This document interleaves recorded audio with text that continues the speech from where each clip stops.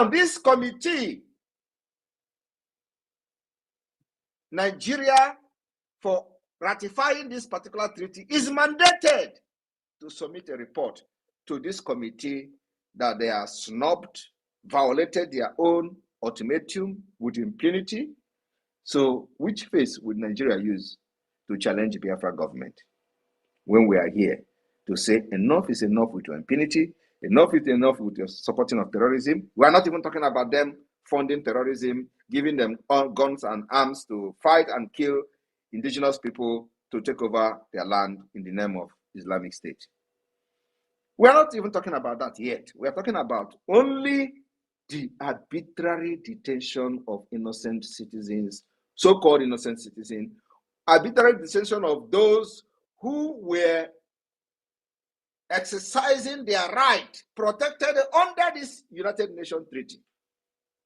That is what we are still addressing. We are not addressing their terrorism and how they are killing people, extrajudicial killings and all that. No, we are only talking about this particular detention of innocent people. How Nigeria violates this law with impunity that lead to the anarchy that you see today. Because the solution to prevent anarchy, to prevent instability, has been laid down in all these principles and treaties that we are going to assent to. And once you begin to violate it, you are opening and creating a loophole for anarchy to come in, because people are going to resist you. When you violate people's rights, using gun and bullet, think you can use them to suppress them for a long time? No, at a point they will fight back. And that is why I am leading the fighting back against Nigeria today. And I will stand anywhere, anytime in the world to defend how I am leading the pushback to fight against the terrorist state of Nigeria with our guns and bullets. What is the concept of this treaty? A state party to a treaty is a state that has expressed consent by an act of ratification, accession, or succession, and where the treaty has entered into force, or a state about to become a party after formal reception by the United Nations Secretary of the state decision to be a party. A signatory to a treaty is a state that provided a preliminary endorsement of the instrument and its intent to examine the treaty domestically and consider ratifying it. No action means that a state did not express its consent. Nigeria expressed its consent in ratifying these treaties that they are now violating, and Biafra is the only alternative to bring to an end to the impunity. No, so my brother Biafra people, I want to quickly inform the entire Biafra people some of the international human rights treaty under the United Nations that Biafra government will ratify through the convention in Finland on the 2nd of December. I want to inform you, we are not only declaring the restoration of Biafra on the 2nd of December, but we are also ratifying the United Nations international human rights treaties and become party to these treaties to abide by these rules and regulations in order to restore peace and stability. Nigeria have not done that for decades. We are going to provide that solution. So, on this note, the Biafra people will gather in the convention alongside with many observers that will be coming from all over the world to observe the convention of the Biafra government, both in the homeland and in diaspora in exile. On that day, Biafra will ratify the International Convention on the Elimination of All Forms of Racial Discrimination, which was adopted in 1965. On the 2nd of December 2024, as we declare the restoration of the sovereign state of Biafra, Biafra will ratify the United Nations International Covenant on Civil and Political Rights, which was found in 1966.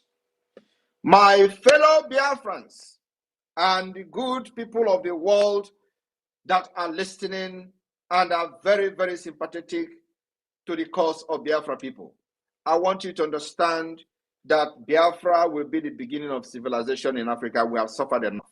Our people have been killed, and those who made it alive today should go and thank their God that they are alive to witness this particular history that we are making in this generation. On the 2nd of December 2024, that historic day, Biafra will ratify the United Nations International Covenant on Economic, Social, and Cultural Rights. My fellow Biafrans, I want you to understand what we are doing. For those who think that this is a joke, you will understand after 2nd of December. My fellow Biafrans, on 2nd of December, the Biafra government will ratify and assent to the United Nations Convention Against Torture and other cruel, inhuman, or degrading treatment or punishment, which came into force in 1984. On the 2nd of December 2024, Biafra government will assent and ratify the United Nations Convention on the Right of Child, which came into force in 1989. We are laying this foundation for those who do not understand how Biafra will restore stability in the entire region, to understand that only by the rule of law that sanity will return to the region of the West Africa, largest resources.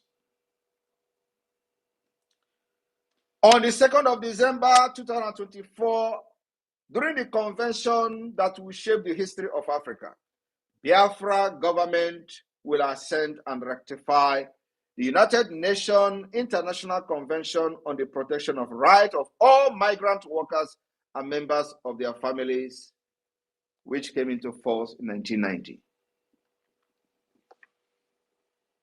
My fellow Biafrans, on the 2nd of December, we are not just only declaring the restoration of independence state of Biafra to raise a legal document, but we are also assenting as a government, ratifying the United Nations International Convention for Protection of All Persons from Enforced Disappearance. Today, Nigeria is known for enforcing the disappearance of those who criticize it, who criticize the government, those who criticize the leaders, those who criticize officials.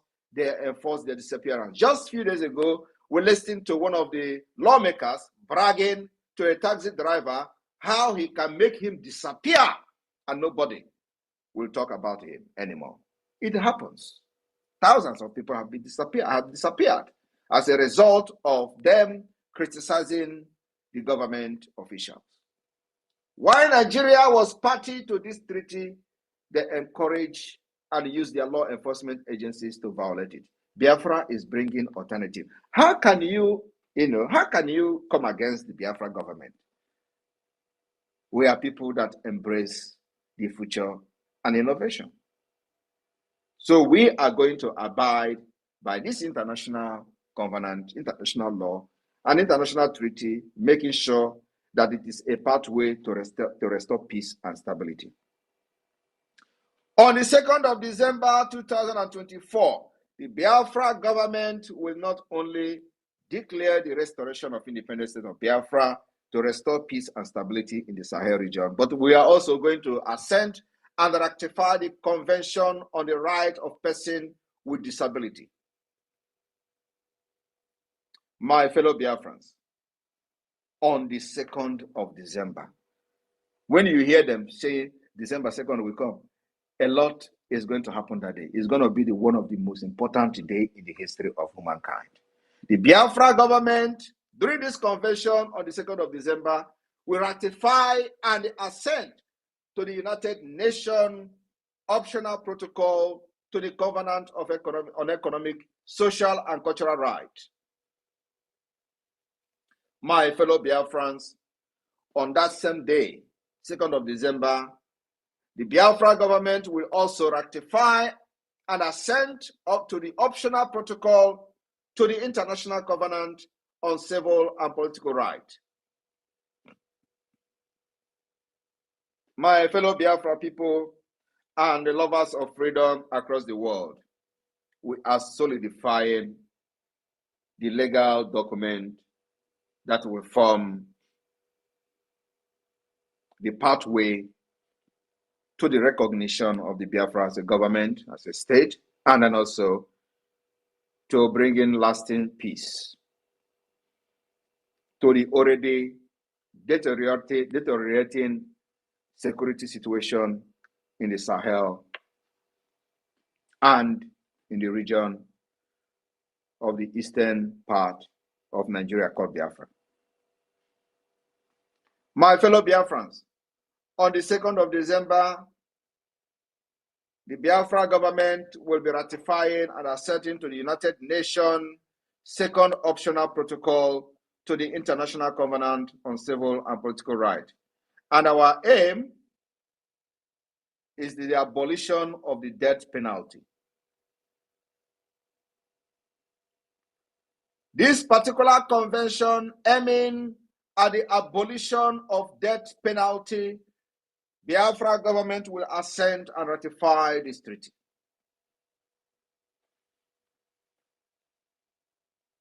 In Finland, where I live, which we have taken models from the constitution and many structure of the government, we do not have death penalty. And here, everybody is enjoying, and the government is working for the people. Crime rate is very low. My fellow Biafran, on the 2nd of December, the Biafra government, during the convention, will ratify and assent to the United Nations optional protocol to the Convention on the Elimination of Discrimination against Women, which came into force in 1999. The Biafra government will ratify and assent to this convention and treaty. My fellow Biafran, the Biafra government, under my leadership as a prime minister, during the convention in Finland on the 2nd of December 2024, will also ratify and assent to the United Nations optional protocol to the Convention on the Right of the Child on involvement of children in armed conflict.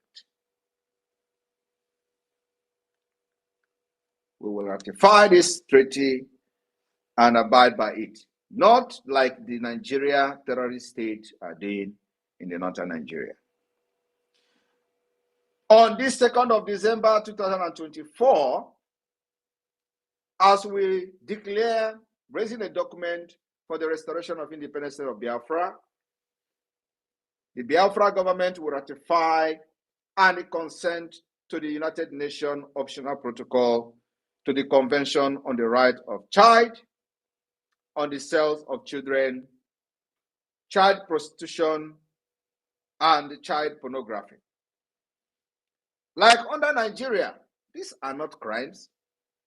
Why Nigeria assent and sign into these particular treaties, they do not even know the value. They do not know the value in the society. They do not know how it helped to shape in society to become a better society like you have in Europe. Like one of the criminals in IPOB, Nigeria, was surprised why Simon Ekpa is making all these utterances in the name of fighting Biafra and nobody is disturbing him. But his uncle shared a nude of a child in Germany, and he has been in the court for the past 5 years. As a Nigerian criminal, this man does not understand that sharing any child pornography is a serious crime. And here is where that particular law was derived from. Under this particular treaty, under the United Nations, the optional protocol to the Convention on the Right of the Child on the Sales of Children and Child Prostitution and Child Pornography. He didn't know it's a crime because he is a product of Nigeria. So Nigeria does not respect international law, and that is the reason, that is one of the reasons there are anarchy, insecurity, and all manner of atrocities in Nigeria, and they do not see most of these things as crime. So they come to Europe, they commit these crimes, and they are wondering why police is after them. We will ratify these laws, teach the people what is right and wrong, and make our society a sane and more saner place to live. My fellow Biafrans, on the 2nd of December, alongside other dignitaries that will embrace our convention all over the world, they will witness and observe the Biafra government assent and ratifying the United Nations optional protocol to the Convention on the Right of Child on a communication procedure. We will also, on that 2nd of December, ratify the United Nations optional protocol on the Convention Against Torture and Other Cruel, Inhuman, and Degrading Treatment or Punishment. The Biafra government will not only do consent to all these protocols, convention, and optional protocols of the United Nations, but also we are going to ratify the United Nations optional protocol to the Convention on the Right of Persons with Disability. I want you to understand that there are many international instruments that the Biafra government will consent to, and make sure we uphold this treaty, not just consenting and ratifying it like Nigeria did and other Islamic terrorist states, but we are going to make sure that we follow these particular laws because it is the only pathway to peace. Once you uphold this law, the rule of law, and abide by the treaties, it is actually shaping to restore peace, stability, tranquility, and all manner of harmony that you can enjoy as a nation. That's the difference between the Europe and Africa. And like I said, because we have come here, there is no other tribe, there is no other nation in the world that is widely traveled like the Biafra people. And not only that we are traveled, we are also in the government in different countries of our residence. We participate in the nation building, and we have learned a lot, and we want to now bring it to build our nation, to make it the beginning of civilization in Africa. I want to stop here because of time. So I will be taking questions, especially from people who wish to ask questions. And even though I have a limited time, but now you have at least a glimpse of the kind of things we are doing or we are going to do during the convention. It is not just about declaring Biafra restoration and all that. The aim of and objective of this convention is to raise this legal document that we are going to use to pursue the recognition of Biafra as a state. And this is one of the pillars of doing that, is by ratifying the United Nations international human rights treaties and getting ready to abide by these rules and regulations in order to restore peace and stability in our region, in our country, and in our state.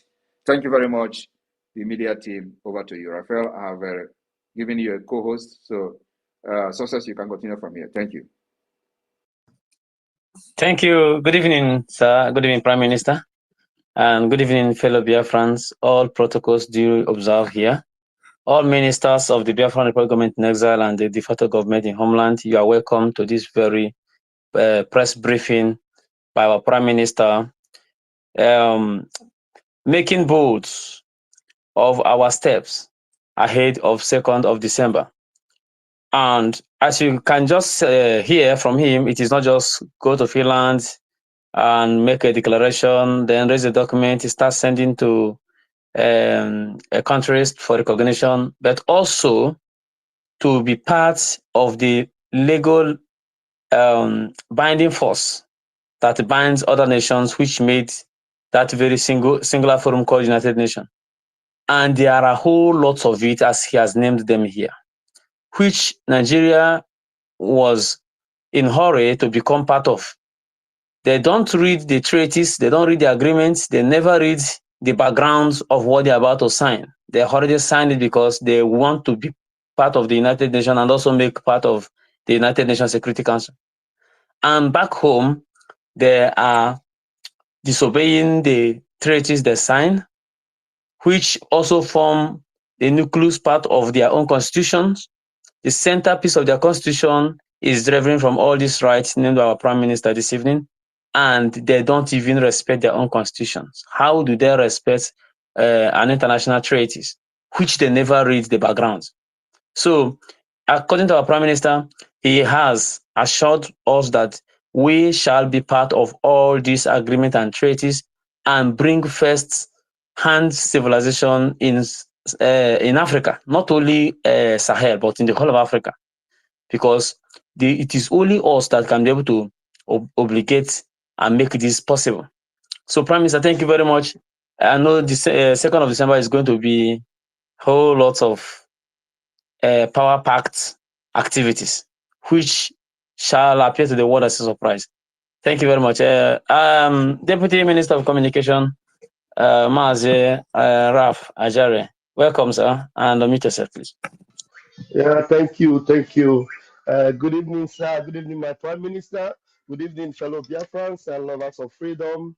You're all welcome to this wonderful occasion of being with our Prime Minister to receive the blessings of Biafra, and we can see how far we are going. And obviously, we are very close home. We are very close home, and I give Chukwu Kabiam and the glory. Thank you so much, success, and everyone that is in this space. Please, Prime Minister wants to engage every one of us. As you have listened to all that he has said, please, based on what he just discussed, please bring your questions and go straight to the point. As the hands are being raised, I will respond to you accordingly. Please, as you will finish your questions, you just go down to listening mode so that the next person will be able to come up. First on this space will be Triple M. Triple M, please unmute yourself. You have at least 1 or 2 minutes to bring your questions and make it All right. snappy. All right. Thank you very much, Pastor Van Van Van, Honorable Pastor Van Van. Thank you, my fellow Biafrans all over the world. Thank you, my indefatigable Prime Minister. We appreciate you so much. But I won't say that is a question. It's just to applaud you because you make you renew the quality and the pride of the Biafrans in that so-called, in fact, all over the world, not only in the zoo. But I just want to ask you this question. I know it's not in line with what we are discussing actually, but is with regards what the criminal OBJ said during the time they captured our leader, they kidnapped him. So he made a statement that they made a very big mistake. The guy in Finland is more deadlier than the person they captured. Now, my question is this: were you in any way have something to do with OBJ for him to make that statement, or he had went underground because he's a criminal, he's a bony man?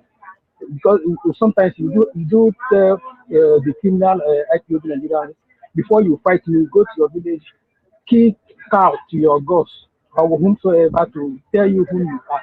So my question is, do you in any way have something to do with OBJ before he made that statement? Thank you, my Prime Minister. I appreciate it. I have nothing to do with OBJ, and I will never have anything to do with him. He knows what I know, and I knows what he knows. Thank you very much, sir. Thank you very much, sir. How about OBJ? Oh, goodness. more. I don't even Thank you. understand there. Wo.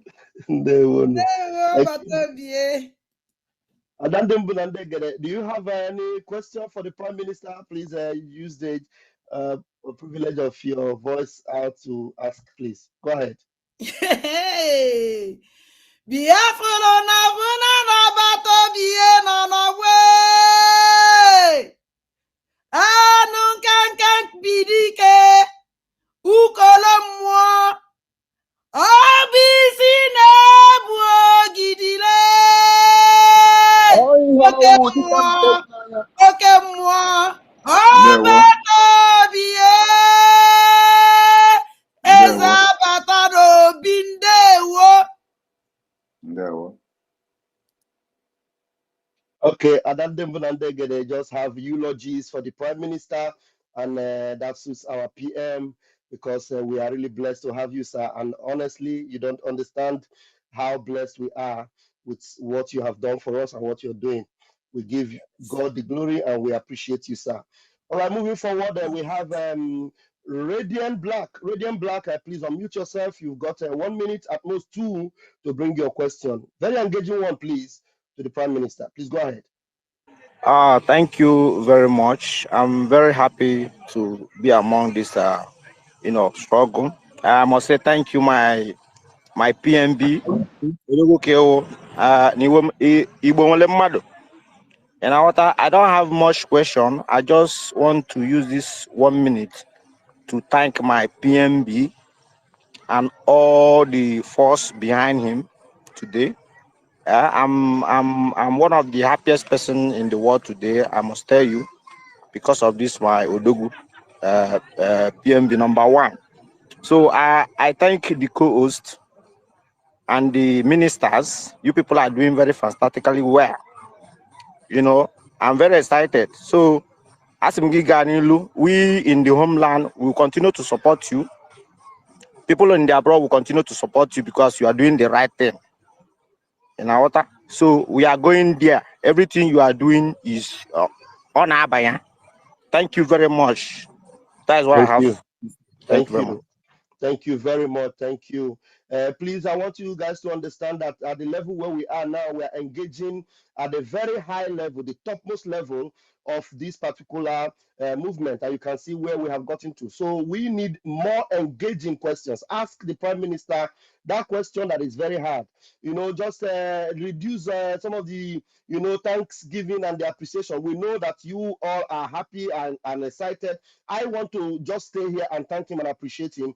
But he wants us to ask him questions that the world will know how ready we are. Please, if you're raising your hand, raise it because you have a question for the Prime Minister. And those of you that are still requesting, please make sure you have a question. Thank you very much. We move. We have Kama Israel. Kama Israel, please unmute yourself and bring that engaging question for the Prime Minister. Thank you.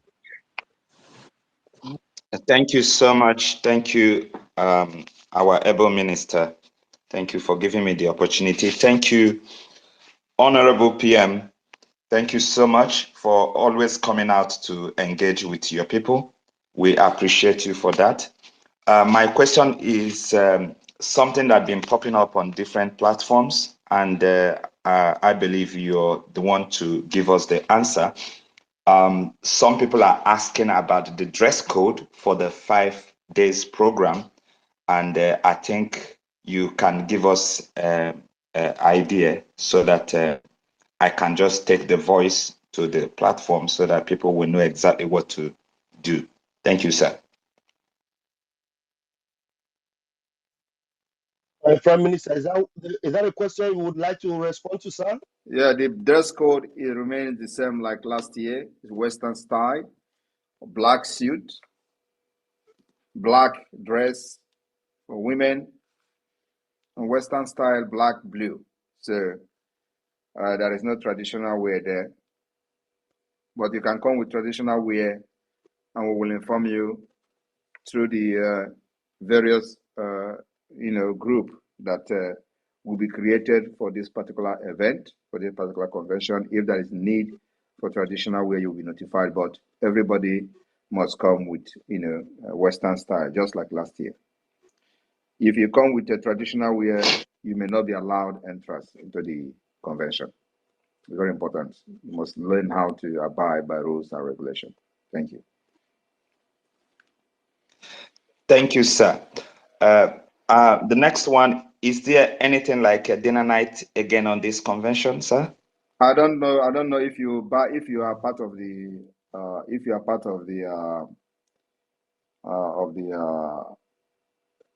if you are coming, you should get that information from the organizing committee. Thank you, Okay. sir. Kamaisri, thank you very much. We move. My Prime Minister, I also want to ask a question because you keep us dumbfounded every time as events are unfolding. I want to ask you, sir, you have always been telling us when Biafra will come. We will sleep in Nigeria and wake up in Biafra. And with the unfolding events, we see things playing out exactly the way you have been saying it. And just suddenly the emergence of Donald Trump, who happened to be the good guy for the United States of America, and you also happen to be the good guy for the United States of Biafra. And both of you with the interest of your people at heart. And this is happening like it is happening in the same season at the same time. And is it that you saw these things through your crystal ball, or is it that the puzzles are just falling into place? Because I know that the lines are falling for us in pleasant places, and it's just getting very, very interesting. How did you come to know all these things? Is it that you saw it before time, or is it just that you knew it will all happen like this? We're just dumbfounded. Please, can you just tell us a little bit, sir? There is nothing I have said that didn't come to pass. The only thing that I'm waiting for is this Biafra to become an independent state. That is the only thing I've said that is yet to happen. But we are on the process of making it a reality. So when I joined, everybody knows that I said I will never be part of this more than 5 years, and Biafra will come. So when I was saying I know the date was Biafra, I think that should have actually gives many of you some kind of sense of, articulating. If I have said from the beginning that I will not fight this more than 5 years and Biafra will come, you should know that I know exactly what I'm doing. Wow. Honestly, we give Chukwu Kadama the glory, and you're just the man for the job, the new sheriff in town, and we can't settle for less. We are so happy. Please, God told me, pronounce it, and I will make it a reality. Wow. Ukala mmụọ na-apụ apụ ka ịwụ nna m jisike Chukwu gọzie gị Honestly, thank you, Adandegede. Please, Mazi Success, just know that if you have you want to interrupt me, just go ahead at any given time. You are always welcome, sir. There's no problem. Just go ahead. I'm listening. Okay, sir. All right, we move. Mazi Onyeka, please grab the mic and let's hear you. Thank you for having me. All protocol duly and humbly observed. More jog. Agaba do. My question is this: today, I was engaged with some poorly informed Biafrans in a conversation regarding the convention, and one of them raised the question that only the international community have the right to declare Biafra. Say you are poorly informed. That our Biafran people have the right to give mandates to our prime minister to declare Biafra and wait for international community to recognize, countries to recognize. And we don't need much. So I want to be sure that my answer I gave him is correct. After the declaration of Biafra, which the Biafra people have given you the mandate to do so, after the declaration on December 2nd, how many countries we need for recognition before we can be a sovereign state? That is my question, sir. Thank you.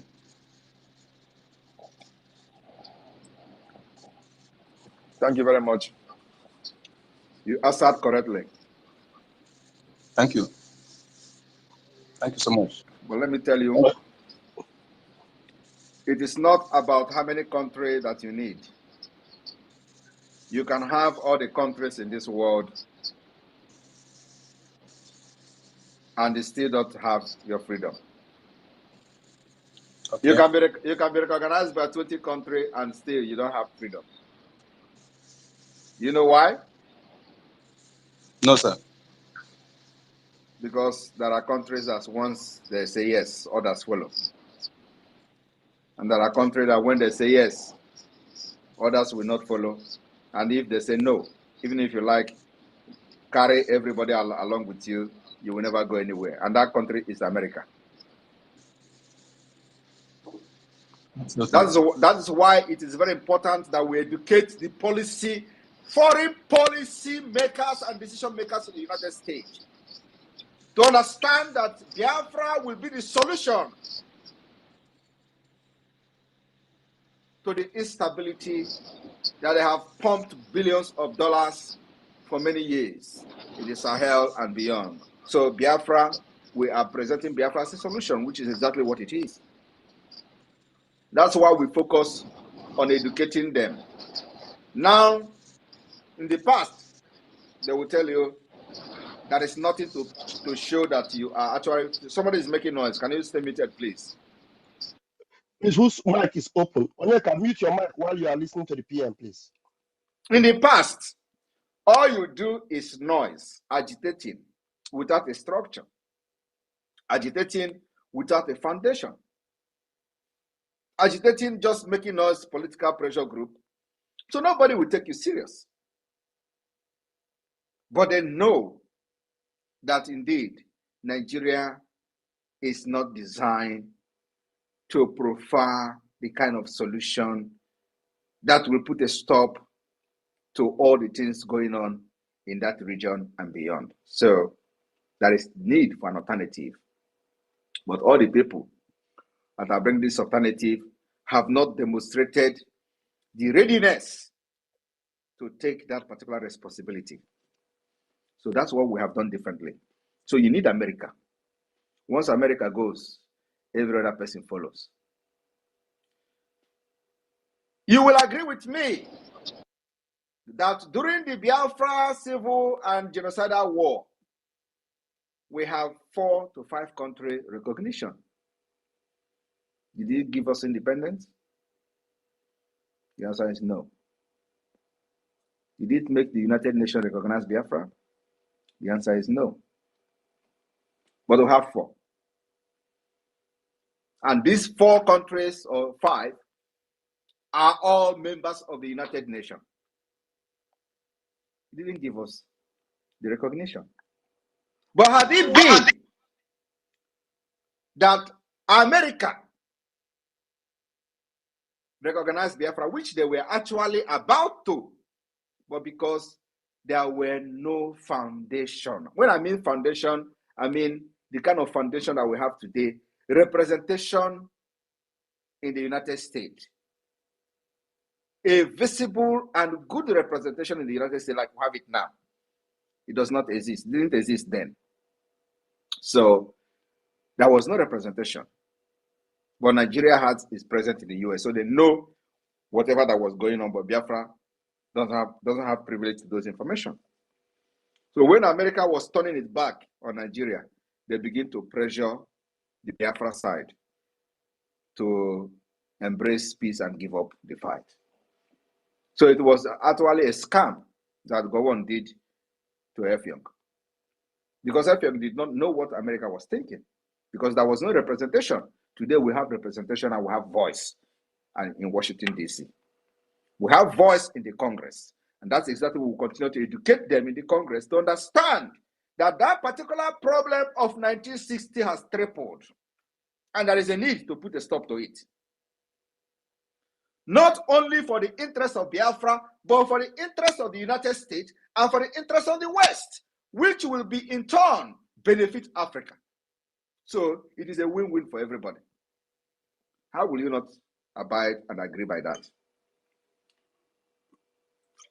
So my brother, what we are doing in Finland is to generate this legal instrument, legal document. Like if you have been listening from the beginning, I was mentioning some of the international treaties, human rights treaties, the United Nations human rights treaties and convention that we are going to ratify and assent in Finland during the convention to be a backbone for this legal document, including the result of the self-referendum, including the declaration document, including the constitution of Biafra people, and many other things that will be adopted. This whole thing will form the legal backbone and the legal document for Biafra government to pursue the recognition from the top, from the United States Congress, United States Department, and we educate them until they understand that Biafra is the only solution.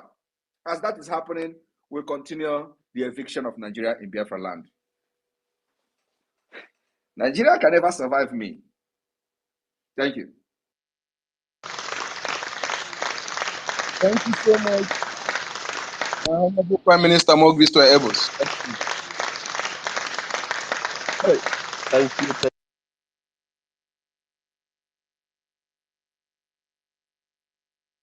That question that got our PM to respond, and the whole world is watching.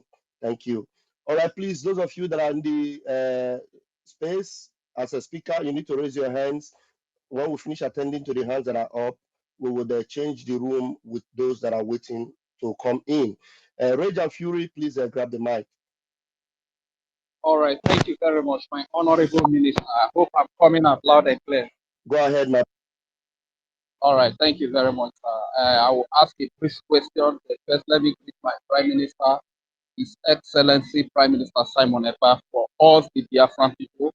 I am Anisoko and Urubu speaking Biafra, and I am proud of my Prime Minister. I am proud of my Biafra. And before I go forward, let me say, do you see this, my son, affection?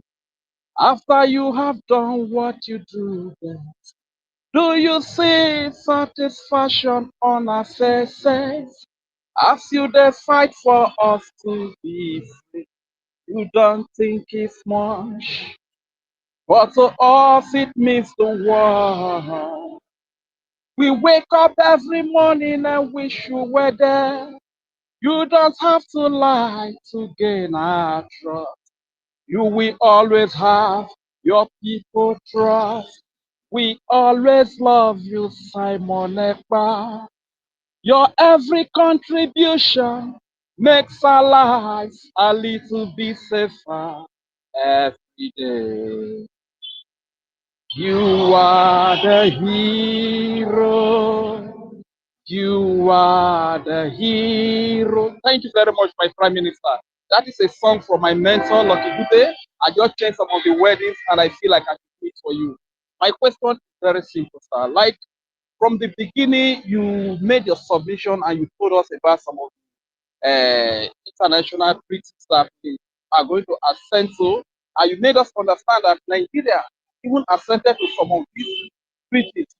So my question is, when a country or a nation that is part of this treaty that assented to these treaties break them, you see that the international community doesn't have the power to punish that nation because here in Nigeria, most of these treaties have been broken by Nigeria. And my second question is, how do you know that Donald Trump is going to be the next president? Because before campaign, you were the one that said Donald Trump is going to be the next.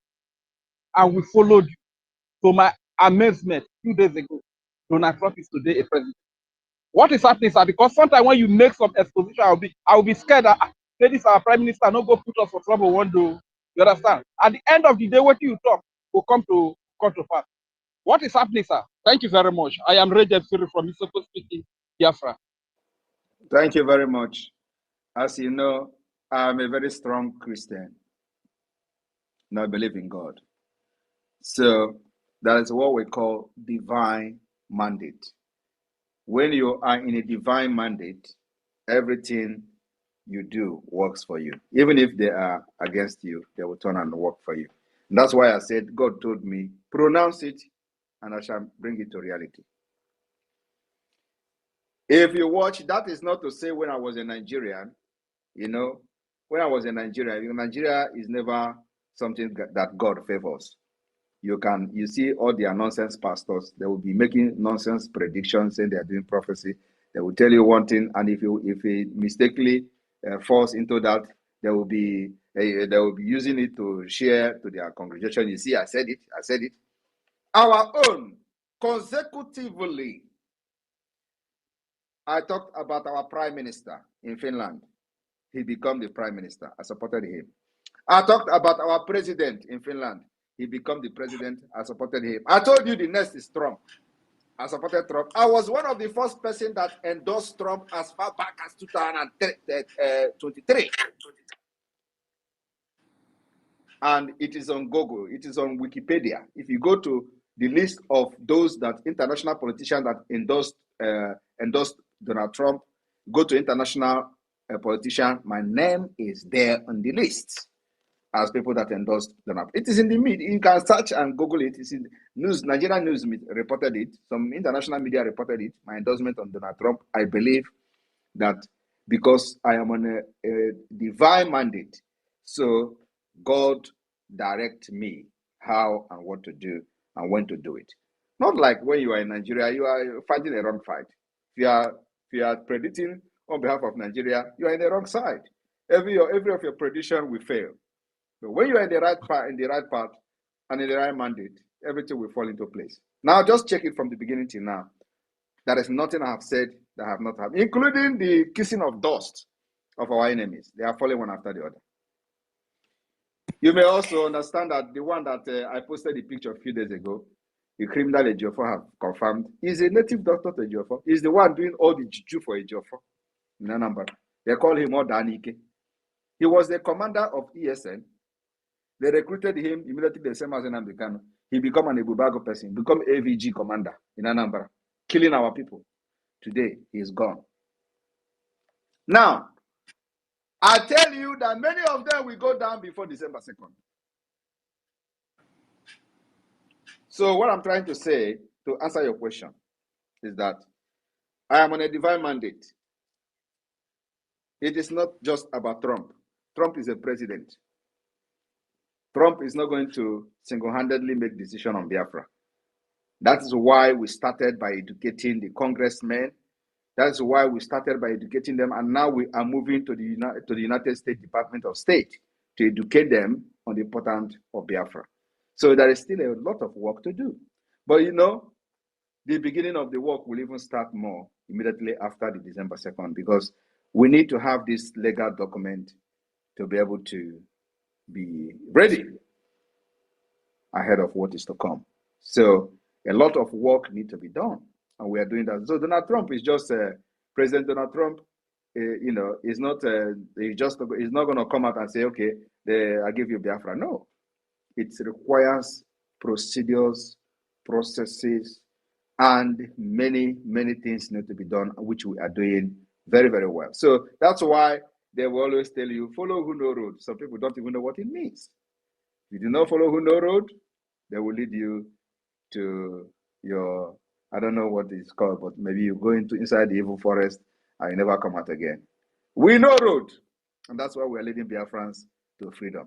So this foundation we have laid today, you can see where we are today. You can see for the past many decades of Biafra issue, nobody has ever, in the public, discussed with anybody in the Congress, except now that the Biafra government, under my leadership, we just started. And on the 2nd of December, which is just few weeks from now, you are going to see the caliber of people that will be in the Biafra Convention in Finland. Thank you. Wow. Thank you very much, sir. Thank you very much, sir. And that I think you have answered my second question, which I would have loved to ask that, being that you were the first to endorse Donald Trump, the Prime Minister of the African Republic government in Homeland and the de facto government in Homeland, being that you are the first to endorse Donald Trump, how does it affect, how does it contribute to our freedom? But I think you've answered that. And let me use the mic by saying,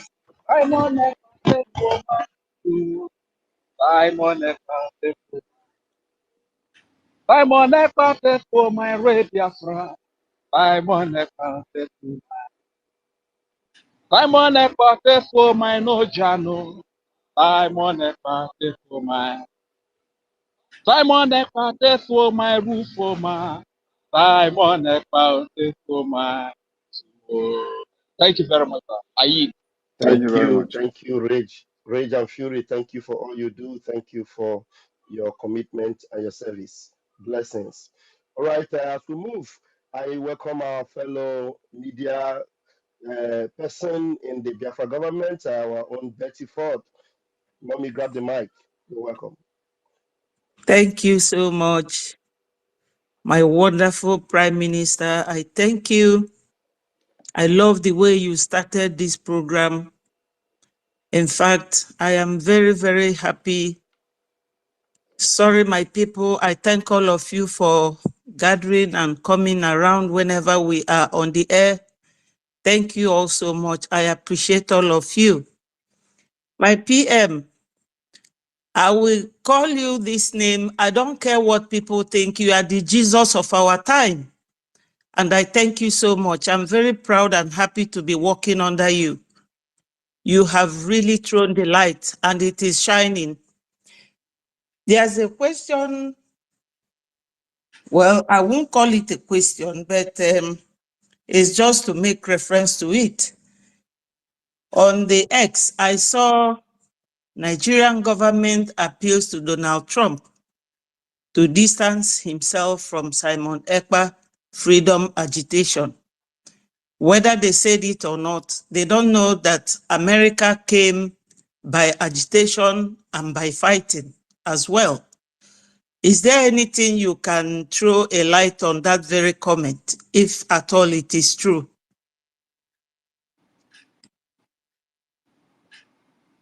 There is no comment on that. It is dead on arrival. So I know that they did that. They did that 1 month ago.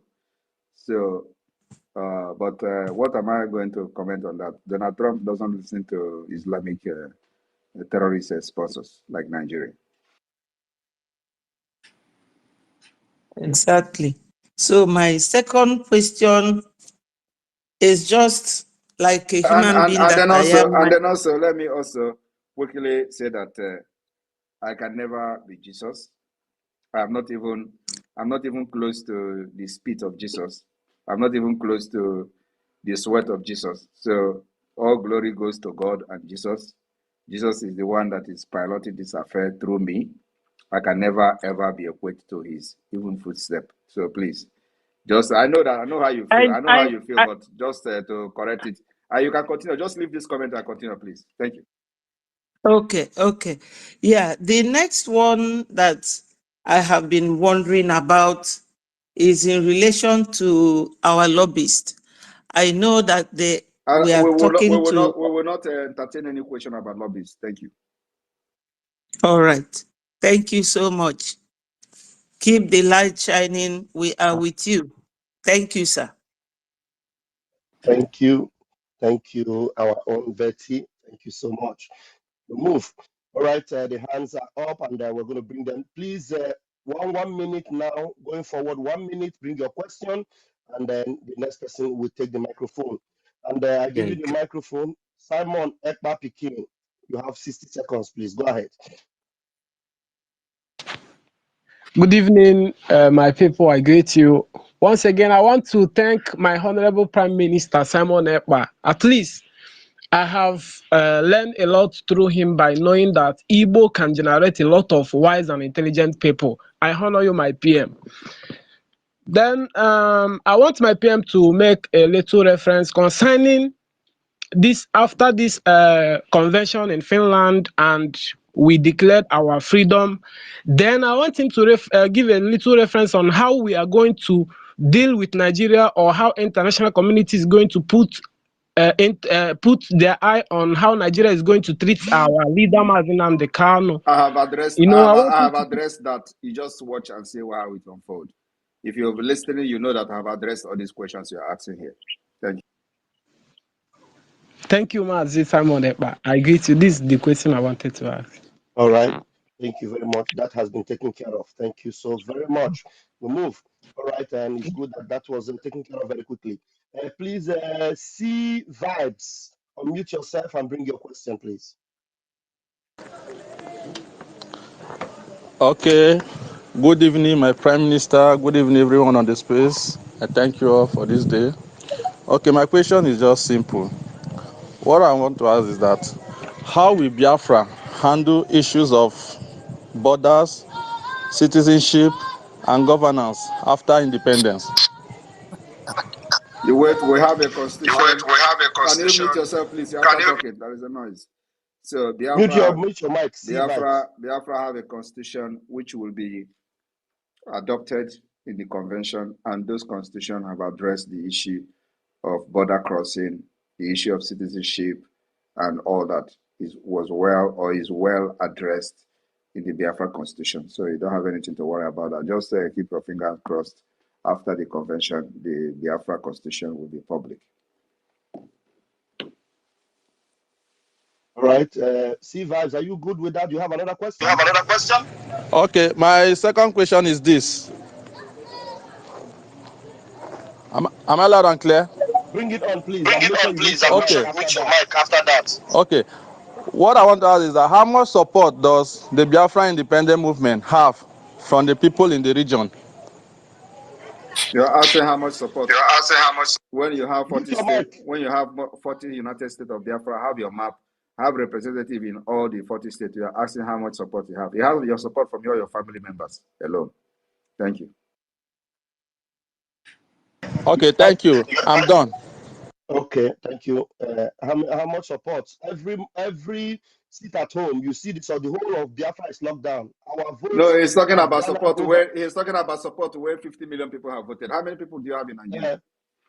I beg, just how make much somebody support? else coming. Okay. All right, we move. Please go ahead and bring your question. Igbo, the progenitor of black. Please go ahead. My Honorable Prime Minister, I greet every one of you in the House. My question is based on the immigrant treaty with the UN. Like we all know the situation the world are facing now based on the immigrants.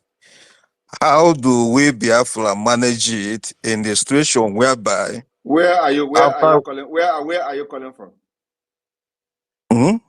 Where are you calling from? I'm calling from South Africa.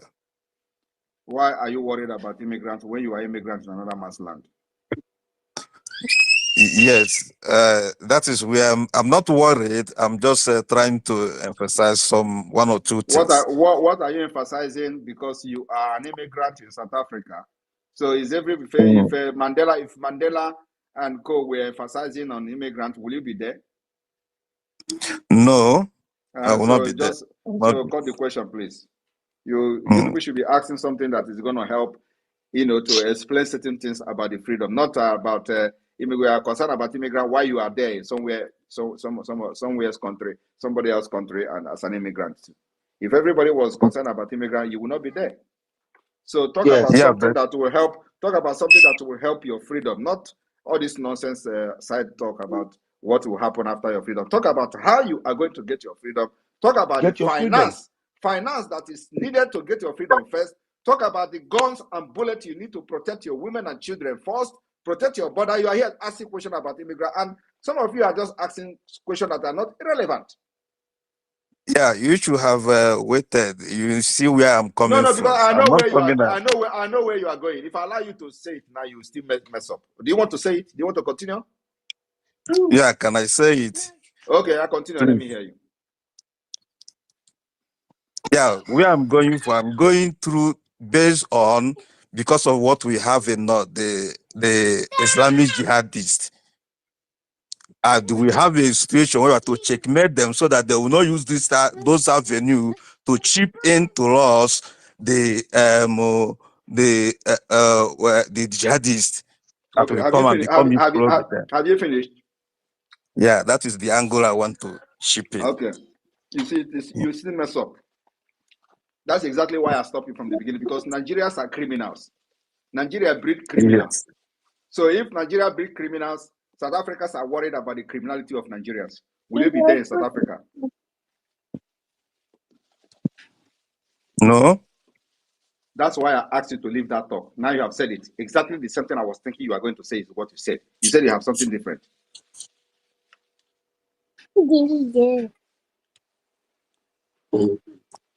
You see, Okay, I think I rest my question. thank you. I withdraw my All question. right, thank you. Thank you very much. We move. Please, the next person to bring your question is brother. What's this, brother? Brother Van Van Van. Brother Van Van Van. Oh yeah, let's hear you. Good evening, sir. You're Good evening, everyone. I want to thank the for this privilege. Sir, I've been following you closely and I've been observing everything you're doing. It has just been falling into place. So my own is not really a question.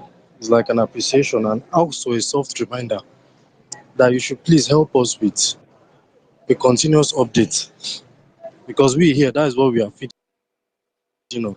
It's not as if we have a direct boss we work with or whatever. And in this part of the country, anything can happen to you. So you have to be very careful, especially with your device. So please help us continuously with the updates. As they are making the moves, help us with the updates. And this, what's it called? This, the constitution you talked about, because we here, we need to study it also. December 2nd does not assure us the fact that everything is going to be rosy. But based on the constitution and based on the things that will be happening, unfolding, we will be able to trace our steps individually because it's the individual effort that would collectively bring about what we seek to achieve. That's just what I want to say. Thank you so much, sir. Thank you very much. all right. And God Thank bless you you. all. Thank you. Thank you very much. We move. Please, I want to encourage us to bring really demanding, engaging questions. Please, I beg of you. Who is opening their mic? Please, Biafran Liaison Australia. Let's hear you. Your mic has always remained open. Let's hear you. What do you have to ask? Please go ahead. Australia. Hello, greetings. Can you hear me? Yeah, we can hear you. Is that Daddy? Please go ahead, sir. Greetings, everyone. Your Excellency. I'm just excited on this United Nations human rights treaties that you presented tonight. And I just want to say, now we begin to understand why the Vice President of Nigeria went to the United Nations, and we saw him on the sideline with the president of Finland. And when he got back home, the news media was twisted the whole thing and saying that the reason why he had the president of Finland on the sideline was to ask him to support Nigeria to become members of the United Nations. Now, we now see why Nigeria got only 2 votes, because the vice president himself that was soliciting for Nigerian membership was himself the leader, the sponsor of the terrorists that is ravaging the whole country. With what you stated and with all these human rights treaties, I could now see the saying that says overtaking is allowed. Today, it has become clear to the world that United States of Biafra has overtaken the zoo called Nigeria. So I just want to bring it to the notice of everyone that what our PM have just stated tonight has shown what kind of nation that Biafra is going to be. Overtaking is allowed, my PM, and I don't think Nigeria will have anything to say, especially their media having understood what you share tonight, and all these treaties Nigeria is supposed to be a signatory to, but unfortunately they ignored because they don't know any better. And upon the violations of these treaties, they think they could bulldoze themselves to becoming members of having a permanent seat in the United Nations. So overtaking is allowed, and unfortunately, Nigeria has messed themselves up. Kudos, Your Excellency, for leading us and for bringing to the world, showing the world what Biafra indeed is going to be. Thank you, Your Excellency. Thank you very much, Ambassador Iwunze. Iwunze is the liaison officer of the Biafra government in Australia and the representative of the Biafra Pacific in Australia. So thank you very much.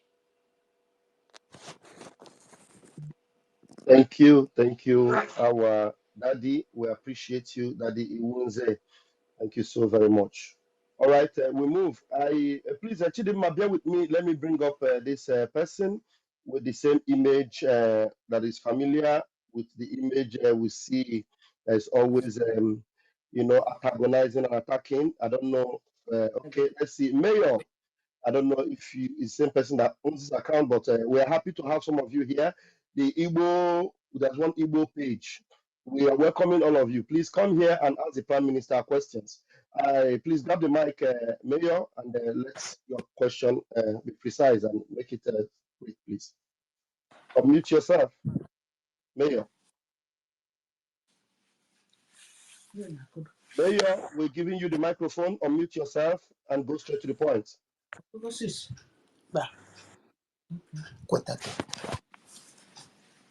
Yes. Mayor, are you ready to ask the question, or should we remove you from the speaker? All right, maybe he's scared. They're scared to confront the Prime Minister. I'll still leave you in the room. When you're ready, you come up with that question. Chidinma, please grab the mic until that Mayor is ready. Good evening, my PM. Our honorable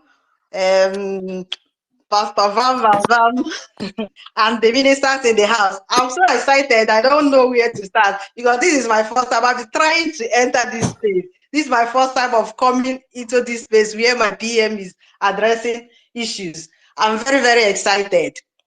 And the question that I wanted to ask, it just seems as if my PM knows what was in my mind. He treated it because I am part of this religious side that was so deep in me. All these things, when I realized that there is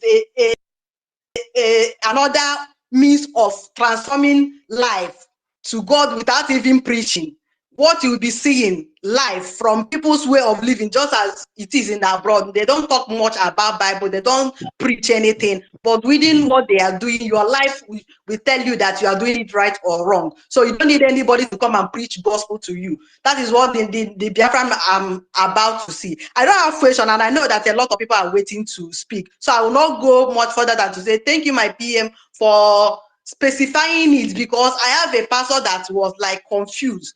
She was very distressed about how are we worshiping human beings? It started from our leader, because when we used to say, nah, they can, is another savior. All these things sometimes it scared them, as if to say that we don't realize that there is God. It's not human being.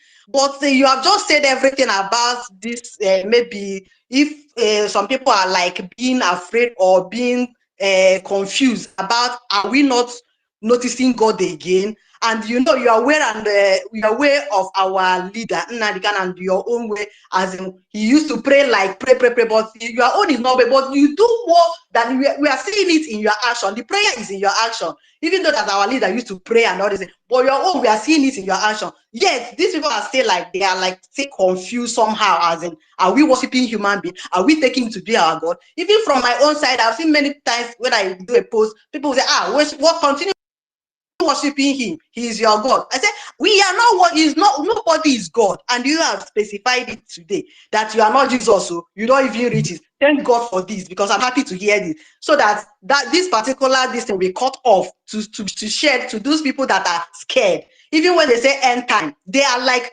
this is what we are saying, people will be against Christ. You have specified in my PM, I'm happy.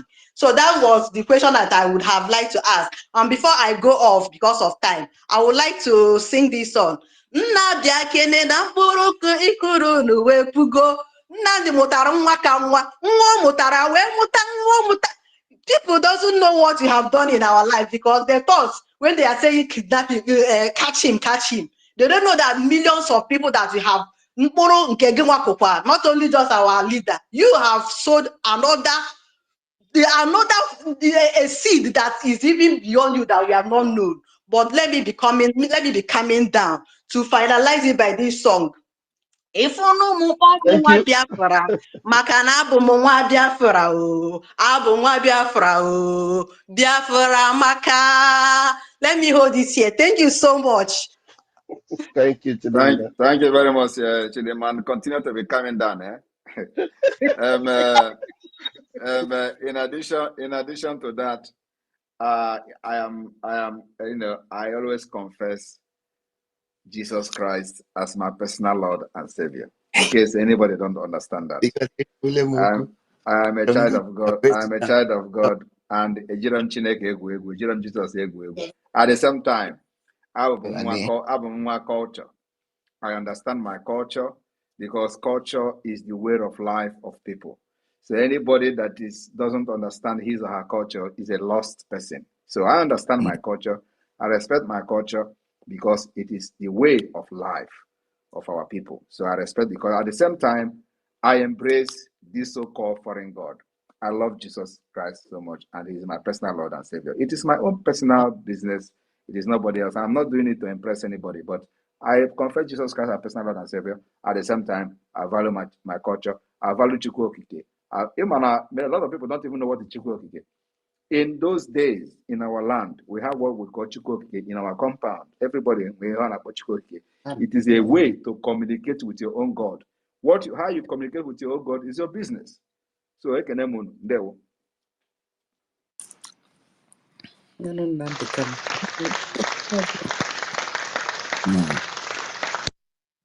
All right, thank you. Thank you, our able Prime Minister. We are also honored to have our Chief of Staff.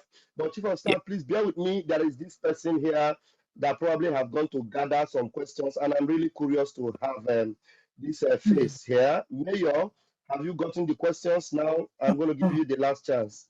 Open your mic and let's see if we've got any question for the Prime Minister. All right. Good evening. I have some questions, and some sincere questions I will need answers. All right. But make sure you go straight to the point. Go ahead. Before I start, I will have to say something. Please.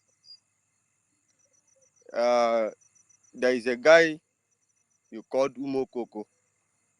Raphael, I'm Please, I'm going to remove you. I'm going to remove you now if you don't ask your question. It's very unprofessional who claims to be representing people to call someone Umokoko when you think that person asked a sincere question. Please go ahead and ask your question. If you are not doing Umokoko, ask your question. When you conduct a space, I expect you. Wait, Raf, allow him to speak. Allow him. Just I expect you to be more professional. You don't call people who might be a bit confused. You call them Umokoko on a space that maybe there are international people listening. I expect you to be more professional. That's my advice. Now, this is my question. I have been following, and my question goes like this. I have seen there are some situation here whereby there is an attack on the military personnel, and they invade villages, burning homes and markets, maybe abducting innocent youth. I want to know if there are plans, maybe after the said 2nd of December, to make sure that this type of attacks are minimized. This is my first question. Okay, sorry. Before I answer you, can you be specific? What kind of attack will be minimized? You mean the military burning the villages and all that, or abducting our people? Yes. Okay, so Yeah, I'm talking about. Okay, so you know that the military are burning and abducting our people, right? And your question Sure. is, what do we do to minimize it? Yes. Is there any plan on ground? Okay, all right. To make sure this type of Let me answer you, please. Everybody stay quiet, please. Yes. No, As a matter of PM, the destruction is coming from their end, so they are plenty okay. there. So everybody Yeah. stay muted, please. All right. So yes, as a matter of fact, there is a plan, and the plan is what you see today, because the level of killing by the Nigeria terrorist army, that's what addressed them, because that's what they are, it have reduced drastically compared to what we used to witness in the past. And you can agree with me, no matter how bad you see it today, it was worse in the past. Prior to 2021, we saw worse attack on our land, and immediately Mazi Nnamdi Kanu was kidnapped in 2021, then unleashed mayhem, the worst, massacre of our people and, burning of our properties and villages witnessed from 2021 to 2022, until I pick it up from there, and the whole thing begin to reduce. So we begin to make sure we attack them in self-defense. And so attacking them is not something that will, reduce their barbarism overnight. It's something that takes time. And that time it is taken from 2022 to 2023 to 2024. You cannot check yourself. Check those places they have been attacking before. Check Biafra land yourself and see the differences that we have made today. Today we have reduced the attack to the to the minimum. And it will continue like that until we make sure we evict all of them from Biafra land as we pursue the international recognition of Biafra. So that's where we are. We may not be able to stop them completely. Even them, they cannot stop, they are part of the terrorists in Nigeria, so they cannot stop every attack against Nigeria indigenous people. So we are going to make sure that we suppress them to the minimum. And that's exactly what we are doing. So by the day, we reduce their strength until there will be no more. Thank you. All right. Thank you very much for that answer. And please, according to my research on the Biafra government in exile, I realized that the legitimacy of a government in exile depends on its local supporters in the grassroots levels. So I have also realized that there are some areas where there is a means of communication. I have seen you post something like a radio, and a radio, yeah. So, and in the part of Biafra land where I reside, I don't think there are people who know much about what is going on. So even some of them rely on me for some information, yeah, which I know few of the information I give them too. So I'm also asking to know if there are plans to make sure that everybody is carried along, maybe educated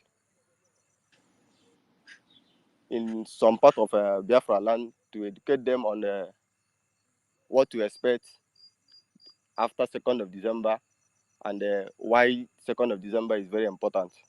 That's exactly what we are doing here. So now, if you are one of the channel of their communication, you are in this space. So whatever you learn from this space, I don't know when you join, you can now go and continue your job like that, because no government will get everything right. And especially we that are in exile, because of the fragile situation in the homeland, we are in exile, operating from exile. So not even the so-called government have any influence in the homeland to control the communication or make everybody to be informed of what is going on.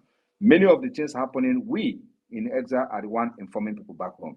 Many of them don't know when terrorists come to their backyard and kill their neighbors. They don't even know about it. It is us that shares the information to the neighboring villages that they have attacked them, or they have attacked your neighbor, and they will begin to see it on social media. So it is something that takes time, and we are making progress in that aspect. So if you are the channel of communication to the Biafrans that are where you are, you just continue that way. Make sure you tell them the truth and tell them what you know. Do not carry propaganda on behalf of the Nigerian government, because by the time they find out the truth, you become the enemy. Because they're going to find the truth. They're going to find out the truth one day. So if you are one of those who carry propaganda to them and lie to them, one day they're going to find out the truth, and then you become a bad person, and it may cost your life. I'm saying this because not everybody, especially the grandpas in the village, and that not everybody is on social media. Yes, not So everybody is on social media. But have you wondered how Biafra were able to gather almost 30 million votes and 50 million votes and counting? Nigeria government, with all their radio and all that, they could not even have up to 25 million votes in Biafra territory. 25 million or 24 million registered votes, only 4 million voted in the general election. The results are there. But look at our grassroots awareness. We have 40 United States of Biafra. In each state, we have 15 counties. These 15 counties of each state have been occupied by county head. And in these counties, we have in each county 5 districts. These 5 districts have also been occupied by district head. And in this, it means that we are also in the grassroots. So those people that are lacking information are those who are not interested, or who are not interested in the Biafra struggle until now. So now they begin to pay some kind of interest because they see the direction where we are going, and they are looking for information.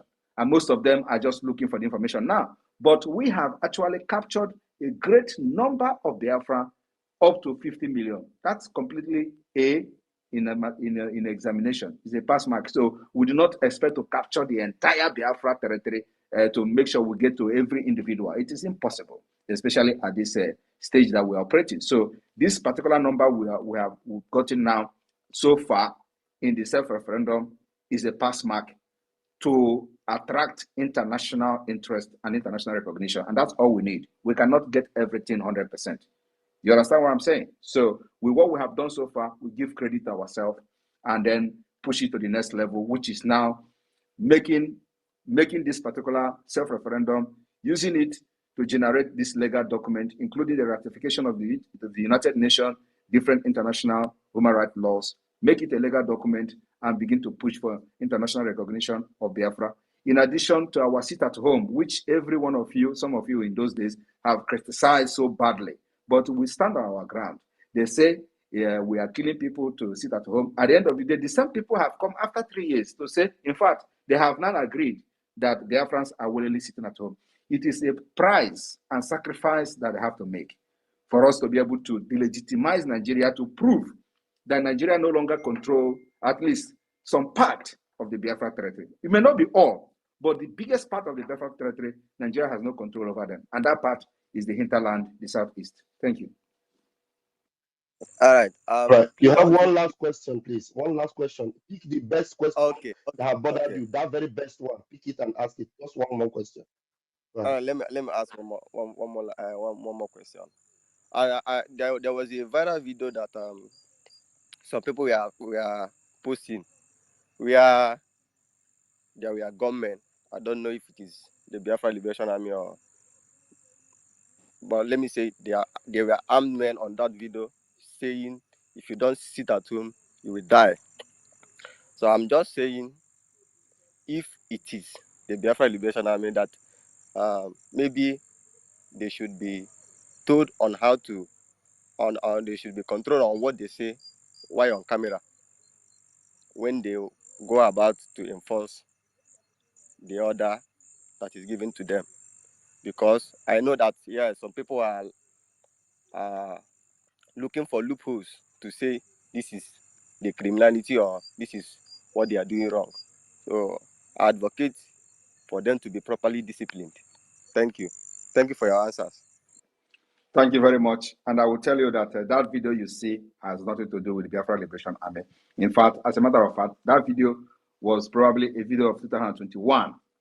when we were not even, yet in this whole thing that is happening. So it was a video that was made by the Nigeria government to blackmail the ESN then. It was not even when Biafra Liberation Army was formed. Biafra Liberation Army was unveiled last year during the Finland Convention on the 21st of October, if I'm not mistaken. So it has nothing to do with the Biafra Liberation Army, and it can never be.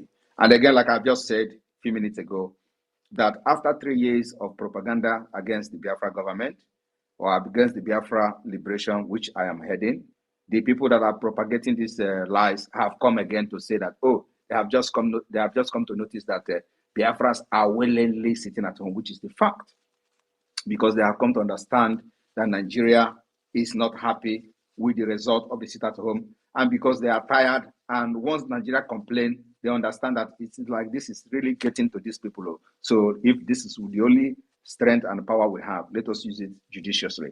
That's why Biafrans are sitting at home. And if we call for sit at home for 1 week, because they have seen how Nigeria have cried for over 3 years, they are still going to sit at home again. So forget all this, their lies of, oh, they are enforcing it, oh, they are enforcing it. When Mazi Nnamdi Kanu was here, did you not hear his broadcast on Radio Biafra during the time the others sit at home? We have not said most of those things. We have not done anything like that. We have not enforced anybody to sit at home. We are fighting to protect our people from getting killed by the Nigerian army. Just like you said in the beginning, that how do we stop them from burning the villages and killing our people? These are the people trying to blackmail the Biafra movement, but they failed because they thought that when they bring gun, Simon Ekpa is going to run away. I'm not going to run away. I will still call again another sit at home that will even be worse than what they have seen before, but the time is coming. So it is a price that our people have to pay to delegitimize Nigeria and prove to the world that Nigeria have no control over the Biafra people again. That's what we are gaining, because a lot of people are asking, what is the sit at home doing? So apart from the economic strangulation of Nigeria, we're also proving that they have lost completely control over the people, at least for this part that are sitting at home, this part of Biafra that sit at home, the Nigerian government have lost control over them. It's very important because the government in exile have to demonstrate they control some territory of their land, and that's what we have done. Thank you. Thank you. And, All right. Mayor, hold on. Mayor, I'm going to give you a chance to ask another question. You see that you are engaging our PM now, and he's responding to you. So for those that are still waiting to ask questions, these are the kind of questions that have been bothering you, and you have been listening to all the propaganda and lies. Now the PM will respond to you. And I will not call you a Coco if you are very reasonable with your questions like this. So please bring up that question again. Another one. Who's another one that is very hard? Who is talking? Who is talking? And please, he can all right. he can actually invite other people while he's on this space. So he can invite his fellow people to come here and ask questions, because I will give them opportunity to do that. Thank you. Exactly. So if you just ask another question, we can stop. We don't even want our Biafra Republic government to come up here and ask us questions. We are looking for people like you. People like you, more of them, come here now and ask your question. Mayor, I'm going to give you another chance for 2 more questions, because while you're asking the questions, more of them will come and see that we are not attacking you. We are not calling you a Coco, because you are here to ask that questions that bother you. Please take the mic again and ask. Grab the mic. You can go ahead. All right. One more question is this. I know that after 2nd of December, that there will still be checkpoint. There will still be Nigerian government presence here, and I know that, like I've always heard you say that there will be an increase in the attacks on the Nigerian armed forces still occupying this area. So my question is this: if they intensify, because I know that the Nigerian armed forces have war machines. My question is this: if they intensify, is there any plans on your template to ask for military assistance or military equipment in exchange for something, maybe in exchange for resources in our land? Is there any plans you have to ask for military assistance or equipment from other countries? I can't tell you publicly. Let me tell you, please, nobody should interrupt him. As a matter of fact, we are already in that kind of intensity of war against Biafra people, but we are defending our land and defeated them. You know, I don't know other how they will intensify the attack other than the throwing bomb. They have thrown bomb. They are throwing bomb all the time. You know, many of you are not aware of this. They are throwing bomb, and we are shooting at them from the ground or while they are on the air throwing the bomb. We have anti-aircraft. I don't know whether you people are aware of that. Our anti-aircraft may not be that sophisticated, but we are engaging them, and they will never stand to fly 10 minutes on the air, and they will run away. I don't know whether you're aware of that. We have sophisticated anti-aircraft too that we're using to engage these people. So ask people in Imo State to tell you what is going on. And that is a reason for why this whole thing is happening in Imo State. And you may not, I don't know whether you're aware of that, but like Mazi Nnamdi Kanu said, for those of you who may not like Mazi Nnamdi Kanu because of what you claim the way he was preaching his own, he said that Biafra will come from Imo State. And there was a reason for that. It is just not, it is beyond spiritual, but at the same time, the reason why Hope Uzodinma was installed in Imo State was to, to continue the Islamization agenda against the conquest of the Southeast, and then they will spread to the South. So, in order to stop that, we must stop Imo State, Nigeria representative in Imo State, and that's where the whole thing is happening. So, for those asking why is this thing happening in Imo State, it is happening not only in Imo State, it's happening all over Biafra land. But where it is more defined is in that Imo State, where they have installed their, the point or their cardinal point, which is their strong man. Their strong man, which is the cardinal point now where they will use to spread to other parts. So we must engage them and eliminate the presence of Nigeria from Imo State. That's why it is happening there. But having said that, yes, we are ready for anything. I mean, anything to make sure that we protect the life of our people, our women and children. Those life of our women and children are the most important thing for us. And that's why we are doing everything. So we are going to do everything and anything possible to exchange whatever natural resources in exchange for arms and ammunition to protect our land. We are ready for that. But let me tell you, we may not even go to that extent. Who is making this noise, please? I don't know. I'm looking for the mic. I don't know which mic. I don't know which mic is making that noise. Honestly, I don't know. We are ready for anything. And let me tell you, we may not even go to the extent of saying that we need more weapon. Everything is not about weapon. Everything is not about gun and bullet. The only reason we are carrying gun today is just to make sure that they do not come and burn our villages like they are burning before. They do not come and kill our people like they are killing before. That's the only reason we have these guns. So it is not to go to fight and liberate ourselves or to fight and break away from Nigeria. No, we are not fighting to break away from Nigeria. For us to fight for break away from Nigeria, we need jet, we need armor tank, we need all those things. We're not fighting to break away from Nigeria. We're only fighting to defend ourselves, to defend our women and children from getting killed like a chicken like they have done in the past. That's the reason we have gun.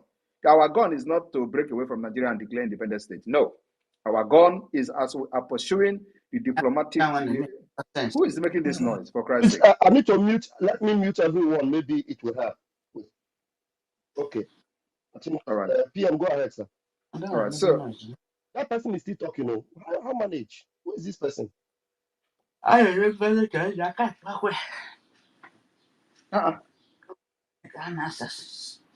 is this person that we cannot? Can you where is our Australian rep here? No, I've removed the Australian rep from the room. I think he's the one I'm hearing this voice. Please, Mazi, Iwunze, are you here? I'm here. Can you hear me? Please, I can hear you. So you are the one. Can you mute yourself? You are the one talking. And how are you still talking when you are not even in the speaker? I wonder. Wow. You are still talking. Yeah, mute yourself, please. Mute your mic. Okay.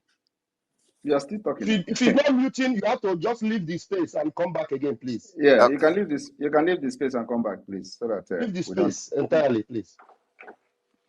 All right. So, sorry for that interruption, everyone. So, like I was saying, for those who think that what we are doing today is that we are fighting and breaking away from Nigeria. No, we are following this whole thing in a very peaceful way, in a diplomatic way, in a political way. So, and like you know, in case if you don't know, we have 4 different approaches to Biafra freedom today. 1 is the diplomatic approach. 2 is the political approach. 3 is the civil disobedience approach. And 4 is the armed struggle approach, which is for the self-defense and the protection of Biafra land. So those thinking that we are going to start shooting gun after December 2nd, you are very far from it. What we are doing after December 2nd is to pursue this whole thing with the international diplomacy and the political means and the political approach. So it is one of the most effective way to get our freedom, as well as we are evicting Nigeria with our arms in our land. So this is exactly what we are doing. So those expecting that if the thing escalates, are we going to need arms? We are already getting arms, and we are going to get more. And that arms is not to start declaring war, or we're already at war. But what we're going to do is to continue to get arms and ammunition to defend our women. You can imagine a country where you have people that carry arms to defend themselves. Instead of you to go against those people carrying arms, you look for innocent people. Is that the kind of country you want to be part of? And then some people will say, oh, you are the one that made military to come to Biafra land to kill people. You are the one who bring military because you carry gun and give to people, so military are coming. And you ask them, when we did not give gun to people, who was the one bringing the military? What was the reason the military coming to kill innocent people in the playing ground in Aba? Were they carrying arms? What was the reason for military killing people in Mazin and the Kano house? Were they carrying arms? What was the reason the military was killing people in Nkpo Junction? Were they carrying arms? What about in Enugu? Those people killed in Enugu, were they carrying arms? So these are the things that people are not asking. Before we start arming the Biafra people to defend themselves, why were the military killing them? And then when you talk, they say, oh, you arm them. That's why they are coming. That's why they are coming to kill. My brother, my sister, I want you to know today that if we did not arm Biafra by now, not even your village will be safe. They will come and kill, just like they did in Oklahoma community. They came there and they leveled. Bayelsa. It is not only this government. Obasanjo did it. With the massacre. Everybody knows about the massacre. Did anybody take anybody to court, to ICC? The answer is no. Did anybody take anybody to any court in the world for the massacre of Udi? Nobody. So how long will we continue to live in a country, and how long will people continue to defend a government that kill its own people in the name of looking for criminals? So we are profiling a solution, bringing alternative that if a government that when somebody commit crime, look for that criminal. If somebody carry gun and say he's a criminal, look for him. Do not go after his family members. Do not go after his siblings. Do not go after his community because somebody is a criminal in the community, and then you kill the entire community. Is that the kind of government anybody will be proud of?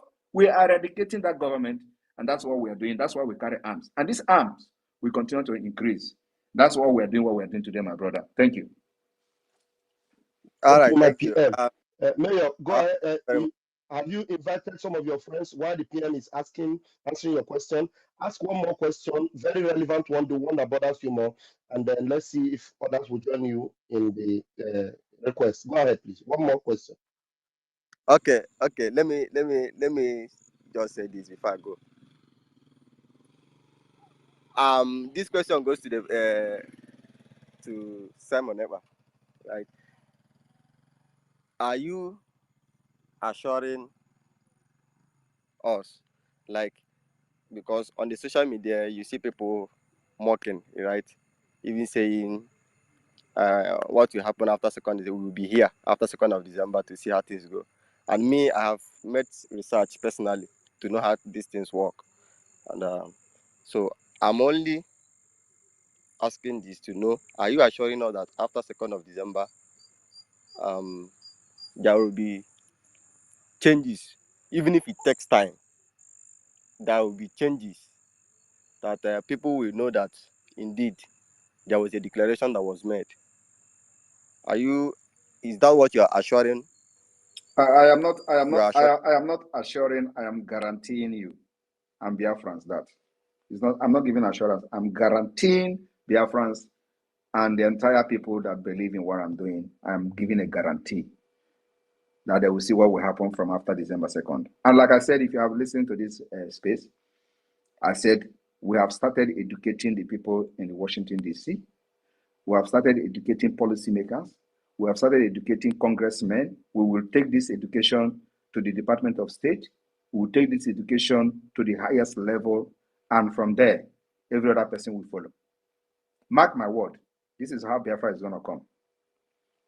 And right. what we are promising is a solution to bring stability to this anarchy situation in Biafra land, in Nigeria, and the Sahel region.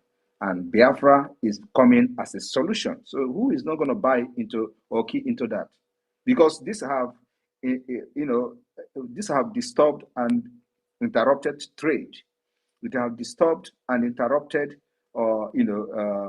movement of goods and services, including shipping. There has been a lot of attack, piracy and all that. We are going to put a stop to all this. So which government in the US that is not going to be interested in ending all this nonsense that is happening about terrorism and all that? The terrorist interest is in Biafra land. And if you understand that a reasonable people, policymakers, think tank group are now keen into Biafra government as a solution. And that was the reason you can read Michael Rubin article about the next administration must keep an eye on Nigeria. Have you read it? It is from the National Security. Have you read that? It is from the National Security Journal of the United States. Have you read that article? I saw you post it. I haven't read it. You see, that is the point. How can you not read it and you are interested in what we are doing? So all these questions that you are asking, that particular article should open your eyes. So I advise you to go and read it. After reading it, share it with your colleagues for them to understand the level of the job we have done. Most of them are preoccupied with a notion that they have been sold to them about you. They have already believed some of the lies and propaganda. So sometimes, no, I'm not talking about you. Why do you like to? Mayor, I know you have. You should be more professional. Stop attacking people. You're making people afraid of Mayor, I'm not attacking now. You see, you are just preoccupied with some of the things you think about me. Stuff like this, many people with genuine question will be afraid of entering here because of embarrassment. They feel like you embarrass them when they come to ask questions. But you cannot see that that's not true. Pastor Raf, Mayor, you have been. I think the PM has given you a lot of privileges, and you enjoy a lot of privileges. Commune with him. Now, what you have to do is, you have to go back and make your research, read his tweets, and follow up. Whatever that Pastor Bamba is doing is not attacking people. He is doing everything he's doing out of experience. What we have seen 2-3 years back, and we don't entertain that kind of laxity anymore.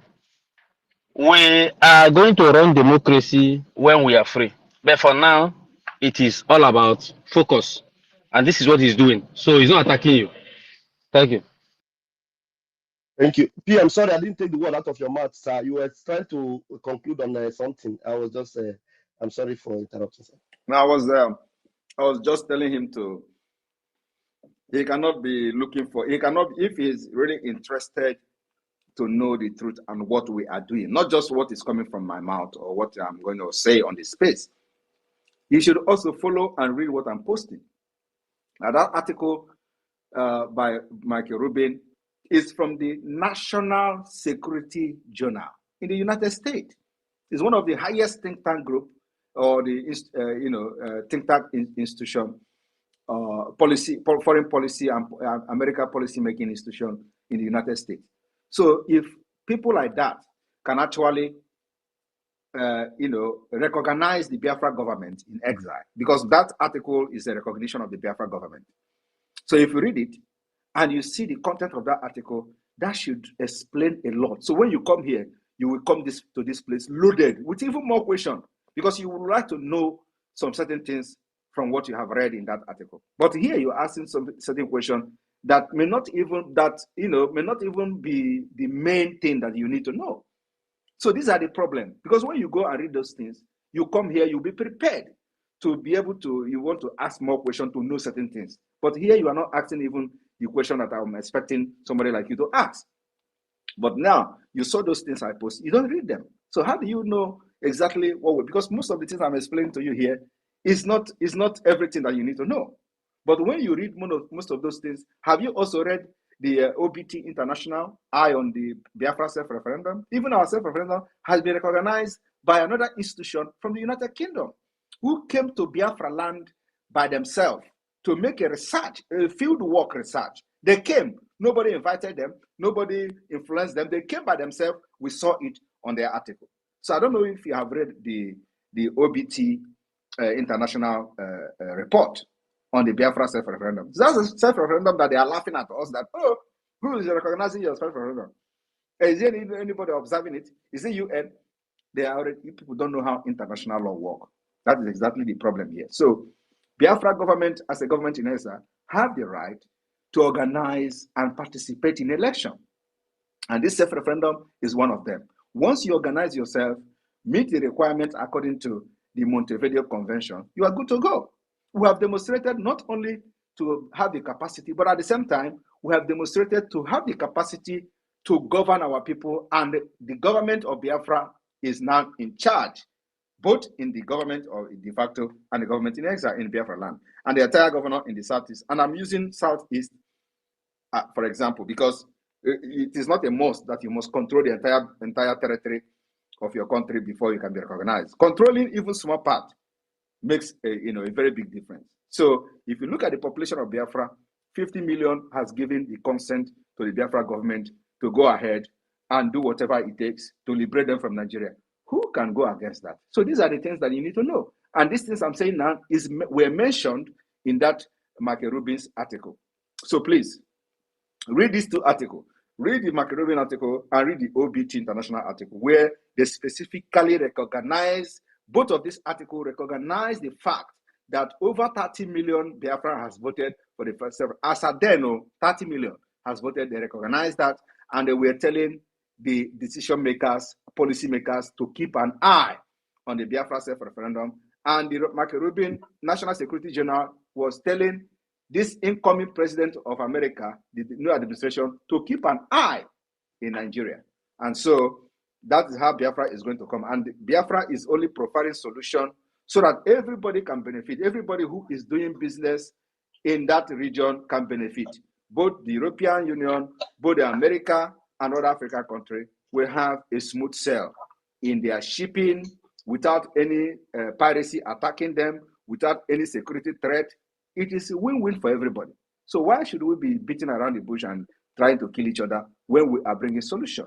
And you as a Biafran, all you need to do is, if you do not agree in what we're doing before, sit down, research on what we are doing, forget whatever people, because the reason why many of you, like Rafael was saying, is not reading what we are posting is because you are already preoccupied with the propaganda that you are hearing on social media. Otherwise, you should be paying interest. If you can come here to engage me in a question like this, you should have big interest to read what I'm posting, to see, is this a lie?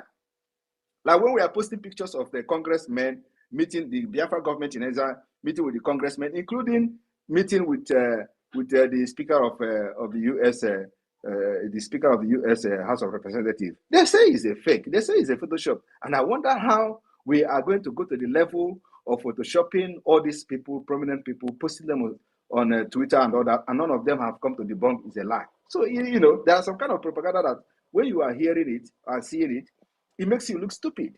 If you continue to follow the people that are pushing such propaganda, other people will just see you as a foolish person. Because you cannot, somebody like me, or this Biafra government in Israel that have the head office in the United States, cannot just come and start posting picture, tagging the House of Representatives, tagging congressmen that we have met with them. And some of these people, I met with them, had a meeting with them, explain the reason why they must support Biafra. And when I come publicly to say I have had a meeting with such person, tag the person, and people will carry the news and say, oh, it's a propaganda. He didn't have a meeting with anybody. And I wonder why you should be following such people with such propaganda. It doesn't make sense. It makes you always look foolish. So that's what I'm trying to say. So if you have people now, what you need to do now is that, look, go and engage this guy, which is me, on space. Ask whatever question you want to ask, and I will address you. And at the end of the day, I'm not asking you to follow what we are doing, but I'm asking you to use your conscience and judge yourself. That's exactly what I'm doing. Judge yourself with all this propaganda on social media. You remember how they started? They say, Tinubu paid me. It is not flying anymore. They say, I am an agent of Nigeria government. Now it is not flying anymore. They have changed again to say that I'm a CIA agent. It is not flying again. They say I must be sponsored by some European countries that want to destabilize Nigeria. And who is not going to be happy as a Biafran? If I'm being sponsored by European countries to destabilize Nigeria, are you happy to be in Nigeria? You need to be in Nigeria. Need to be destabilized. So if somebody is sponsoring me to destabilize Nigeria, you should be happy, because Nigeria needed to end for you to have a better life. So why is destabilizing Nigeria become a problem to you that is fighting to end Nigeria and become free and get freedom? So you see, and they change from that to say that, oh, now he is being sponsored by some occultic people, like some pastors said in those days. So there is nothing that I have not said. But at the end of the day, my job, the activities I have done, and the result will always expose them, and they will always change from one thing to another. So my brother, we're not here for that. Thank you very much. Wow. All right, thank you. Thank you. Mayor, you even raised your hand again. It seems like some genuine questions are emanating from your subconscious. Anyway, just like the PM said, I don't know, let us allow other people to ask questions. These spaces are always being held, on a regular basis. The PM is always here. So let others learn that you don't need to have that premonition of your mind. This is a perima, he's a liar, he's a thief. Come and engage Okay, him. he's giving 100% this thing. Give him another chance to ask one more question. Exactly. I don't know. Did you go away? Please come back. I will bring you in, please. Mayor, come back. I'll bring you back in, because now I believe that after the PM have extensively, spoken to you, some genuine questions will be coming out from you without premonitions, without your, that perceived, hatred about this man. He's just fighting for his pocket. He's loading the money in his account. He's trying to scam people and all those jargons that you just wonder where these people that call themselves human beings are actually getting these things from. Please come back. We are going to engage you. Please, before we take the next hand, we are honored to have our chief of staff, who has been very, very busy, and to spend some time to be with us on this space is an honor. And I want her to grab the mic and salute the world over that are listening. Chief of staff, please, you're welcome. Yes. Welcome, everyone. Can you hear my voice? Loud and clear, ma'am. All right. Thank you so much, Honorable Pastor Van Van Van. Thank you so much, His Excellency, the Peace Ambassador, Prime Minister Simon Ekpa. Thank you so much for all the cabinet members, de facto leaders that are here listening to this space. Thank you to Biafrans and friends of Biafrans listening here today. Again, my name is Dr. Ngozi Orobres. I want to use this opportunity to thank all of you for devoting your time to be here and listen to our Prime Minister as he expounds on the United Nations International Human Rights Treaties today. And before I go into the few things I want to talk about, Pastor Van Van Van, I wanted to thank you for the courage and what you're doing to make sure that we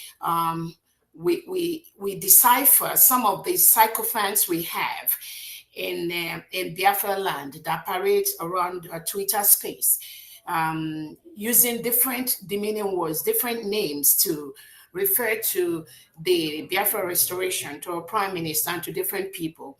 I know the person that the last speaker, I know, thank you so much, PM, for having the patience with some people like that. But I can really tell you that some of the questions, choice of words, and some of the ideas that this individual, if I am sure, as Honorable Van Van Van has expounded, is the same individual on Twitter, has really done a lot of damage to this struggle. The question he asked about how are you going to stop the attack on military personnel? I know maybe PM, you didn't really hear the question very, very well, but that was what I heard, and I think that's what he meant, that maybe we are attacking military personnel. But I think I wanted to make this individual to understand that when you have rehabilitated and reintegrated terrorists being shipped into Biafra land, attacking our people and killing our people in different ways, we will have no mercy for them. There'll be no reduction. There'll be no stopping of any attack on these reintegrated terrorists that are parading in Biafra land, killing our people, maiming our people, burning our homes. So I believe the PM didn't really hear your question in full, but to answer that, any reintegrated terrorist in Nigeria's in Biafra space wearing Nigerian military uniform, Nigerian police uniform, Nigerian security uniform in any Biafra territory, they will continue to be on the receiving end until they leave Biafra land. I know you talked about something about controlling our Biafran liberation first, what they say, what they do. That's really none of your business. If I have to refer to some of the posts, I've seen somebody like you post on Twitter space, you really have no atom, no criteria. Chief of staff, 1 minute, the person you are referring to is not actually the guy that came up here. It's just that they have the same DP. That one is a okay, DP. great. You just have the same DP. It's a different person. Yes, it's a different person. Okay. Yeah.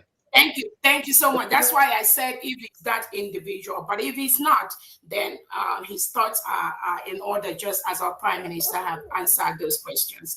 So let me quickly talk about the Nigeria being a crime scene. I know PM has talked about some of the human rights treaties that Nigeria have been disobeying, and we talked about our leader Nnamdi Kanu, whom the United Nations Committee has already told Nigeria to release Nnamdi Kanu and compensate him.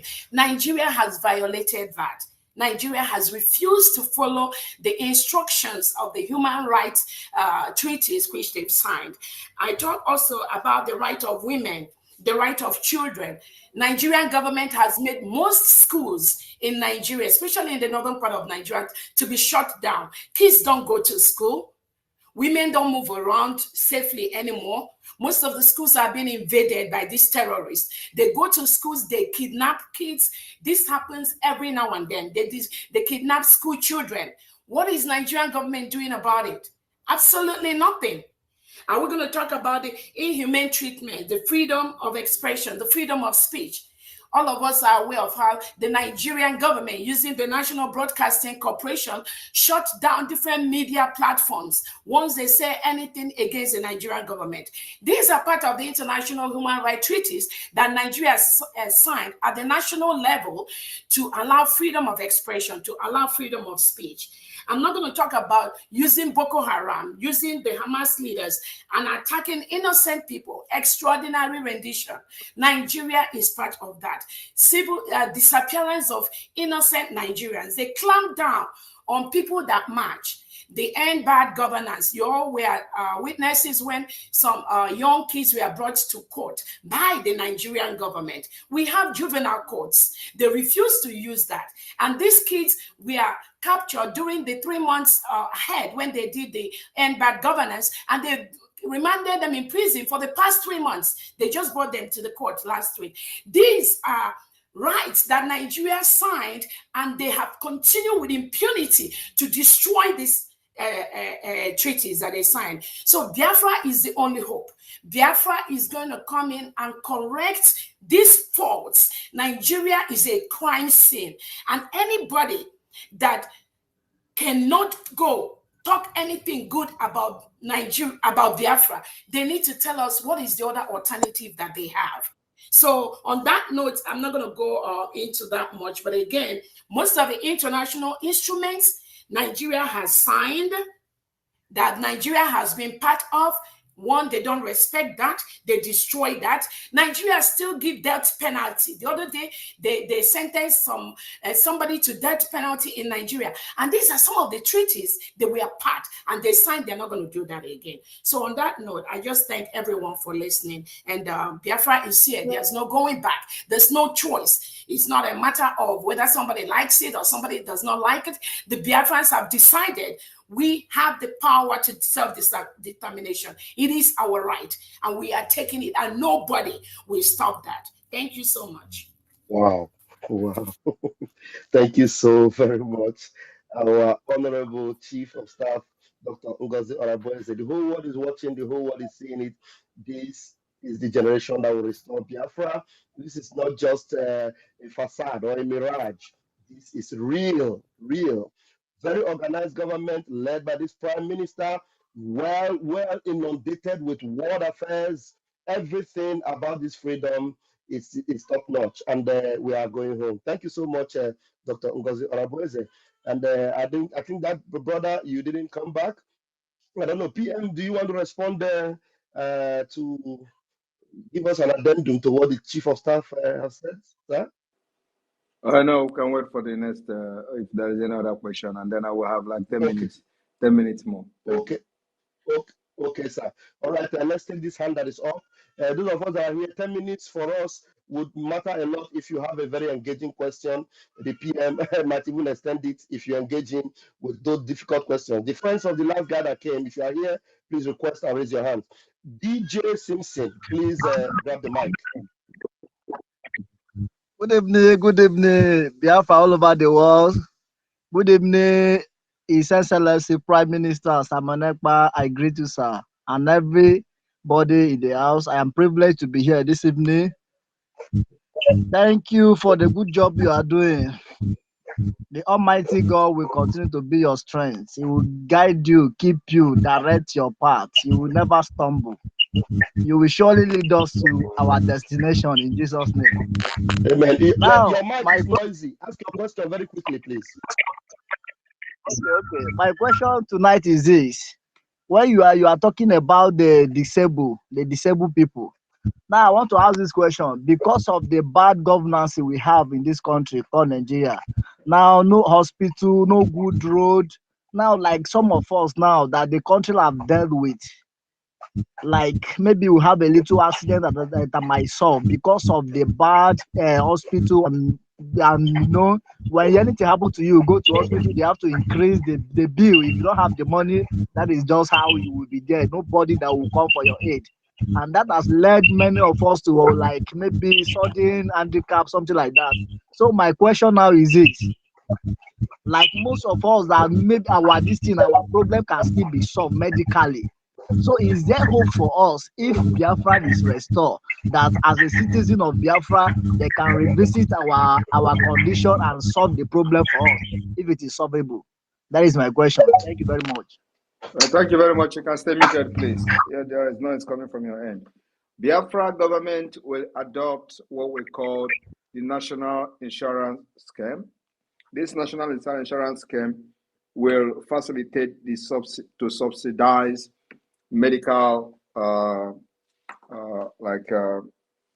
medical fee or something. So if you go to doctor or you have issues like you have just said now, first of all, the National Insurance Scheme will subsidize it. So if it is something that will cost, let's say, 50 a gemma, 50 a gemma, for example, the National Insurance Scheme will cover like 90% of this 50 a gemma. So you are only going to pay 10 a gemma. So that is for a start. So what does that mean? What it means is that everybody in Biafra will have access to medical care, whether rich, poor, whether you are employed or whether you are unemployed.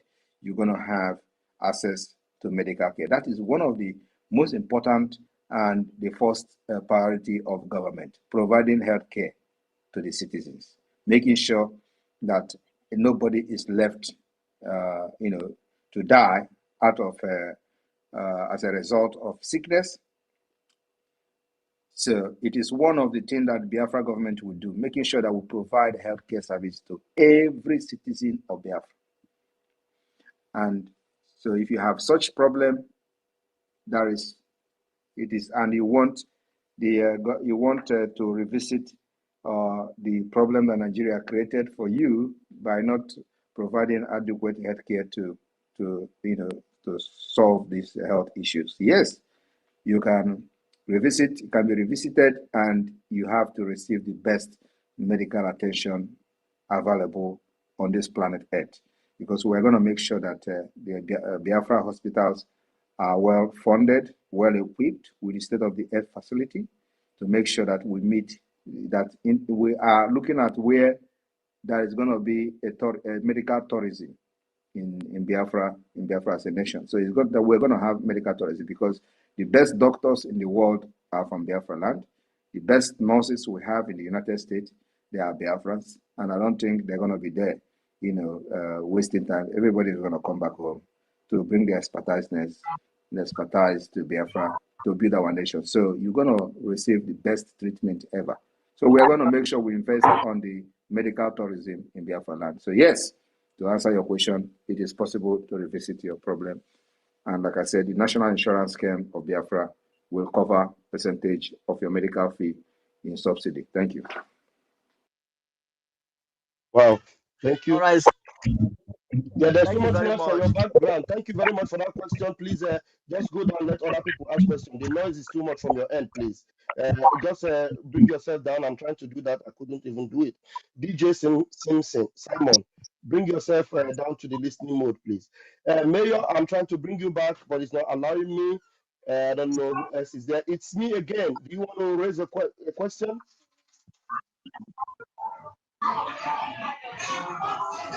Who is this? Kent, unmute yourself. Kent, mute yourself. Kent, okay, if you are stuck in a hurry and you have a very important question, go ahead and ask. Kent. Yes, good evening, everyone. Yeah, go ahead. I have I have this important question to ask. This thing has been flying all over the Twitter saying that on the 2nd of December, Biafra will be declared. So I'm been wondering, how is it possible having our leader Mazen Nandekano at the detention and being declaring Biafra on the 2nd of December? Is that a question? So I have this concerning our Prime Minister Simon Ekpa. There is this kind of rumor I've been hearing online saying that he's not from Biafra land based on his name, Ekpa. So I just want some kind of clarification. Thank you very much. All right, thank you very much. So you asked two questions.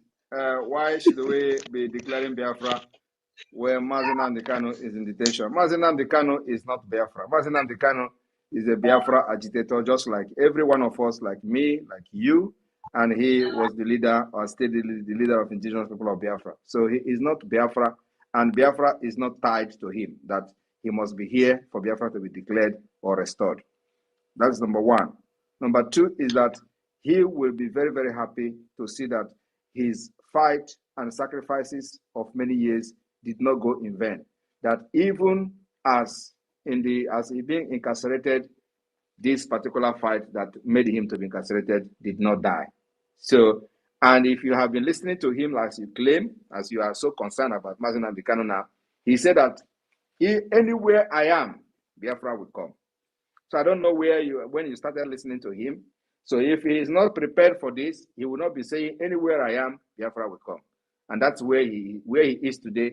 The intention of this Nigeria is to take him there so that Biafra agitation will stop. So, and if you dance to that tone, it means that he was very, very lucky to have us. Because if it is like only you people that he have, he will regret ever coming out for Biafra. So, but because people like us are here, so he is going to be very, very proud, and that's the reason why he has not given up, because he knows people. He's hearing how we are dealing with them. Water. Left for you people, Biafra would have been dead. He'll be talking about how he will come out, and at the end of the day, they will turn him to the second Wazirike. Like Wazirike, you know how they did the Wazirike? They brought all his commanders, and they went with him they went with his commander to meet with him in prison. And he was like, if all these people that I'm using to make mouth can succumb, so who am I? Coming out to become a chaff. So he decided to give up. That was how Wazirike's story ended. So if not for us, if Mazen Nandekano have only people like you, by now you will regret ever fighting for Biafra and for Ndibo. But thank God we are here. So we are not going to wait for him to come out. Like I said, he is going to come out in a very historic way. How is that historic way going to happen? When Biafra has been declared, restored, and we start the recognition. Before you know it, we will capture all their big fishes and exchange them as in exchange for prisoners, exchange them for political prisoners. Prisoner swap. Swap if they refuse to release him. That's where we're going to go. So thank you for that. Then the second question about my name is not Igbo. I don't know who told you that there is something called Igbo name. Where is Effiong? Where is Effiong from? Is Effiong not the vice president of Biafra?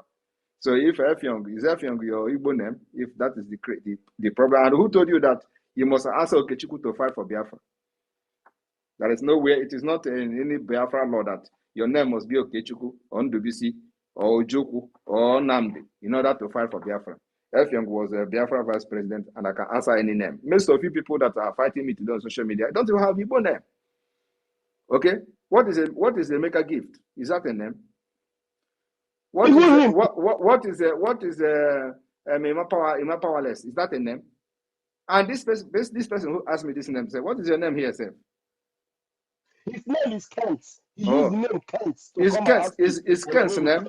You know, if people are more concerned about my name, when you are using fake name, you cannot even use any Nigeria. If you claim to be a Nigerian, you cannot even use any Nigerian name. If you claim to be a Biafra, you cannot even use any Biafra name. Proudly using your Biafra name for people to know that this is you. I am using my name, my identity.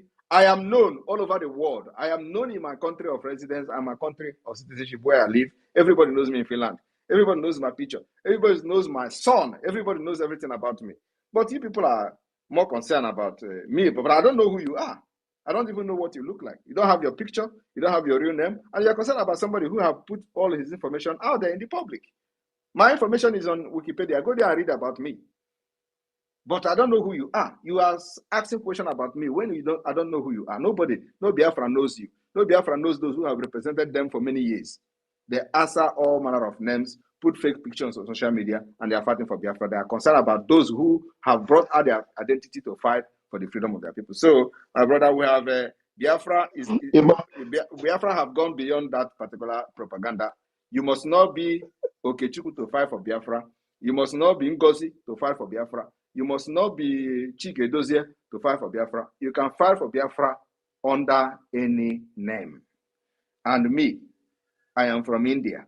If I decided to fight for Biafra, I am here. Thank you.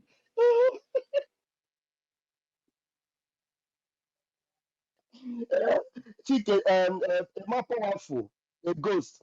And now Mayor is back, PM. There are some hands that are interesting that have raised their hands. Mayor, you can see the kind of people I call Okoko, so that now you will understand better. Mayor, we want to invite you back. Please, Oluwa Nusi, please don't go anywhere. Let us take Mayor. One more question from Mayor, then we'll take a question from Oluwa Nusi. I hope this one is going to be interesting. Mayor, please go ahead. You have the mic. Mayor, can you hear me? Mayor, can you hear me, Mayor? I don't know if Mayor can hear me. Since Mayor, we'll wait for Mayor to come back and hear me. Oluwa Nusi. All right. Please, I came up to correct some impression. Madam No, Ngozi don't worry, Mayor, I've responded to her. Don't worry, please. I don't want us to overflog it. Dr. Ngozi, you are using the DP of a fellow who has been battering and they have never come to engage us here. I was curious about your picture. That's why I actually brought you up. So that Igbo, that there's one page called with Igbo, whatever. I don't know if you're associated with that page, but your questions today have been engaging and our PM have engaged you. Please don't go into what our chief of staff has said, because it is your DP that actually got us curious to bring you up here. Thank you very much, Mayor. Except if you have another question, do not respond to what our chief of staff has said, please. All right. Thank you, Mayor. Thank you. All right, Oluwa, please grab the mic. You are welcome. Good evening to every one of us that is in on this space. I greet you, Mr. Samepa. I greet you. I give you honor with everything that you have been done in Biafra movement. That is very, very good and very interesting. All of us that is that is following you people. Actually, I'm from Yoruba land, so I'm one of the freedom fighter for Yoruba nation. So I'm so very happy for what you have been done. And I was so very impressive. So I'm so very happy. Sir, I just want to tell you something. There's one thing that you said that time that I listened to when you said that there's a lot of news that you are working for Nigeria government, that you are working for someone is raising you that you should destroy Nigeria. That is how it be. If you look about Chief Sunday Adeyemo Igboho about the news that they are bringing out about him.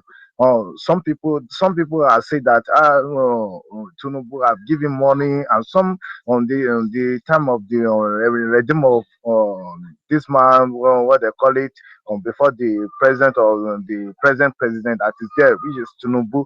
That is there that he have given Sunday Igboho money that he should not fight for Yoruba again. That it have shut him up. Later, some people say that it is Tinubu that who is working for. That Tinubu have give Igbo money that it have shut up his mouth. But with all the news, with all the propaganda that is coming out, we still thank God that Sunday Igboho, all what they are saying is not true.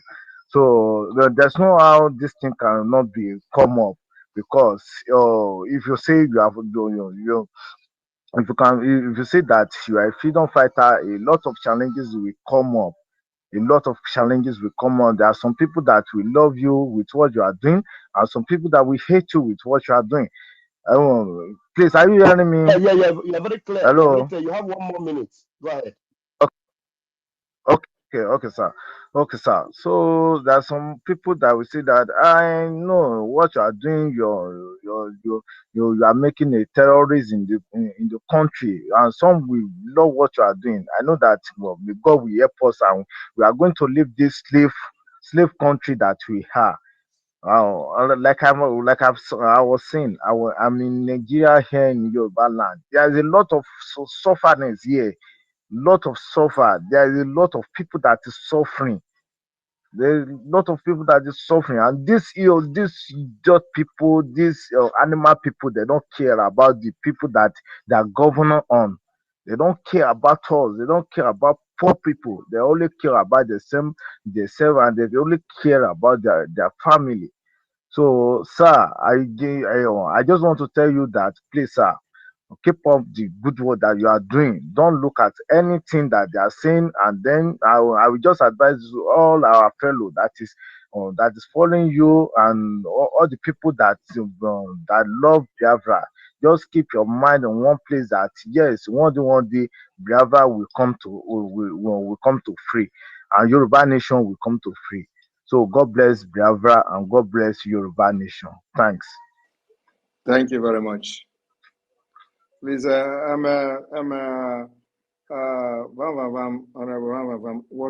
how many minutes do we have left? Thank you. Okay, so we have 4 more minutes. Maybe we'll take 2 more questions, sir. Okay, then let's just take 2 people, please. The PM has spent so much time here. Ozo Buiwe, 1 minute with your question. If it's more than 1 minute, I will stop you. And then after that, please, we're going to take the last one. It's me again. 1 minute, please. Let's do that. Thank you. Okay. I greet you, my Prime Minister, my Honorable Prime Minister, Simon Ekpa, and I greet everyone in the house. Anyway, all the question I want to answer, some fellow here, Mayor have asked some of them, so I don't have to waste anybody's time. Okay, you wanted to go the same route with Mayor. Why not think about No. I said some of my question, I already heard the answer from the Prime Minister why Mayor asked. I know. Now only one question. Only one question. Only one. Hold on 1 minute. If you have the Only one. Can you listen to me 1 minute? If you have the same ideology with him, pick one question he did not ask and help him to ask it. That is what exactly what I'm doing. All right, go ahead. Okay.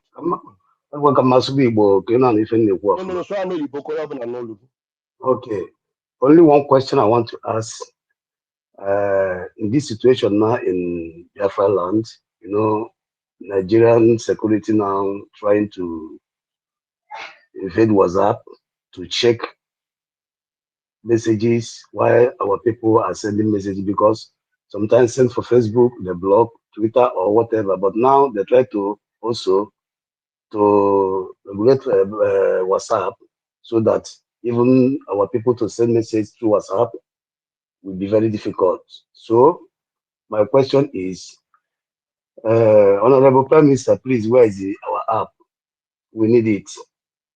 That is what only question I want to ask. When our app is coming out, because we are waiting for it. I rest my case. That is only question I want to ask. Thank you, sir. Thank you very much. The app is almost done. You know, they have to do approval, review the app before I approve it, before it will be on the Play Store and the Apple Store and all that. So these are the only thing remaining. Otherwise, the app is ready. But also to just address the issue you raised, I know that there have been some kind of a voice note, you know, spreading across social media, trying to instill fear on people that, oh, if you send message, they will monitor your WhatsApp, they will monitor your this and monitor your that. Nigeria do not have that capacity to do. In fact, America don't even have the capacity to do that. Nobody can listen to your WhatsApp. You understand? They don't have the capacity to do that. So apart from they don't have the capacity, it's just to install fear in you people, because they see that Biafra is coming. They could not stop anything we are doing. So they want to create that fear, because they know many people lack the knowledge and the technical know-how, especially in these IT things and all that. So they know that a lot of people are very ignorant. So they want to just push that on the air so that they will limit the level of communication about Biafra and you know, the more, because you know, if you listen to some of these idiots at the National Assembly, they say, oh, if something is not done, Nigerians will start believing Simon Ekpa. I don't know whether you know, you heard one of the senator from Ebonyi State, the idiot, is it Ebonyi State or something, was saying it that they have to do something now, otherwise, before people start believing him, that will be a problem. So if how many of them can conduct election where 50 million people will vote? You know, so but we have done it, the Biafra government. So what they are trying to do is to install fear so that people will stop communicating, and the information about Biafra and the awareness will stop spreading as it is now. That is the reason. The reason why, you see, when we call for sit at home now, the message will spread like wildfire.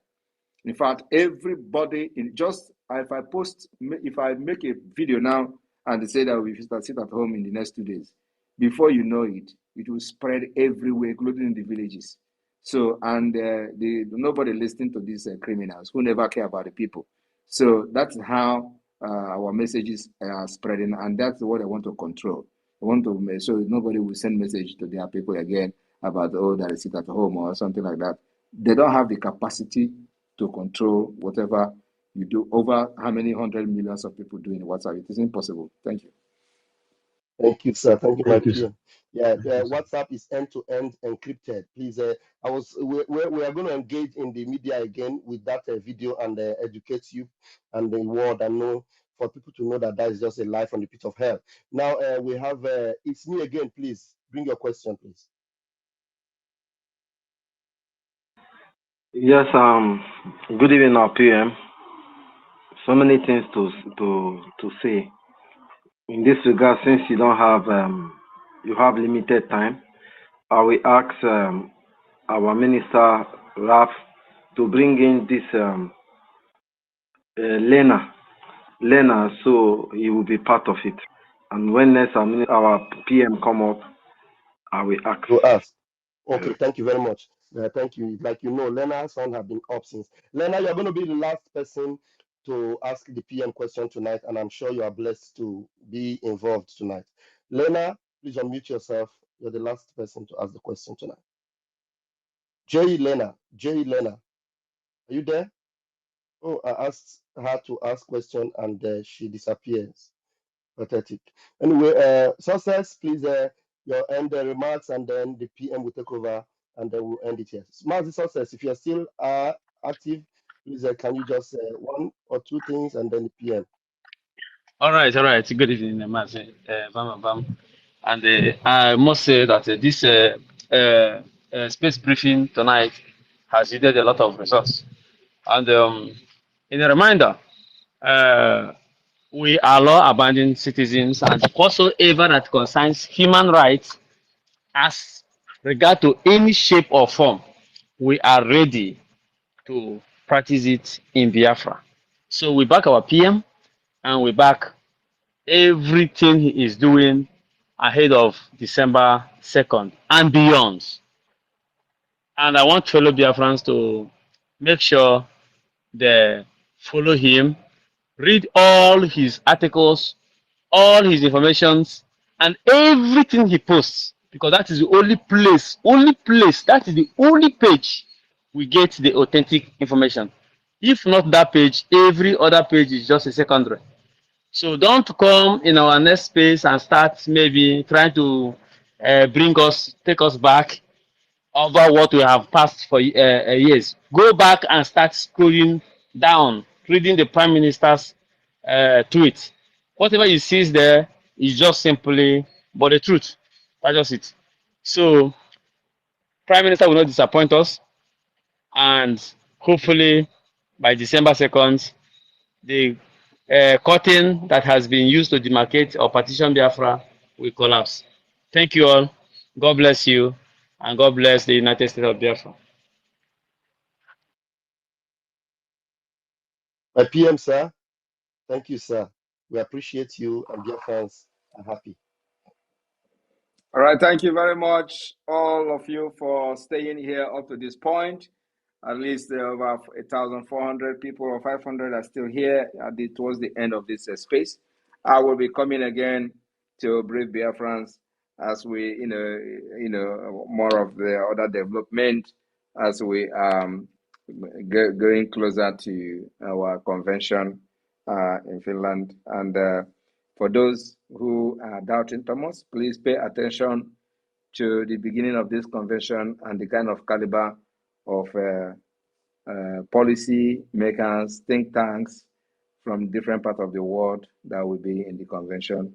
Those that will not make it will also be part of us, either visually or in other way, like videos and all that. So everybody knows that Biafra is the only solution now, and there is a clear pathway to freedom, which will restore peace and stability in Sahel and beyond. Thank you very much for being part of this.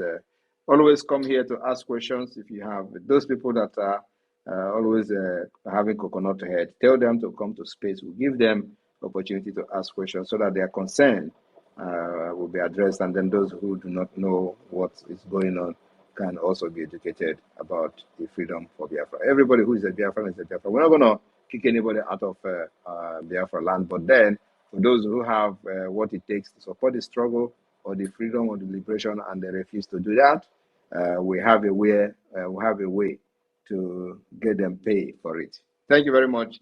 May God bless all of you. From here, from me, is good evening.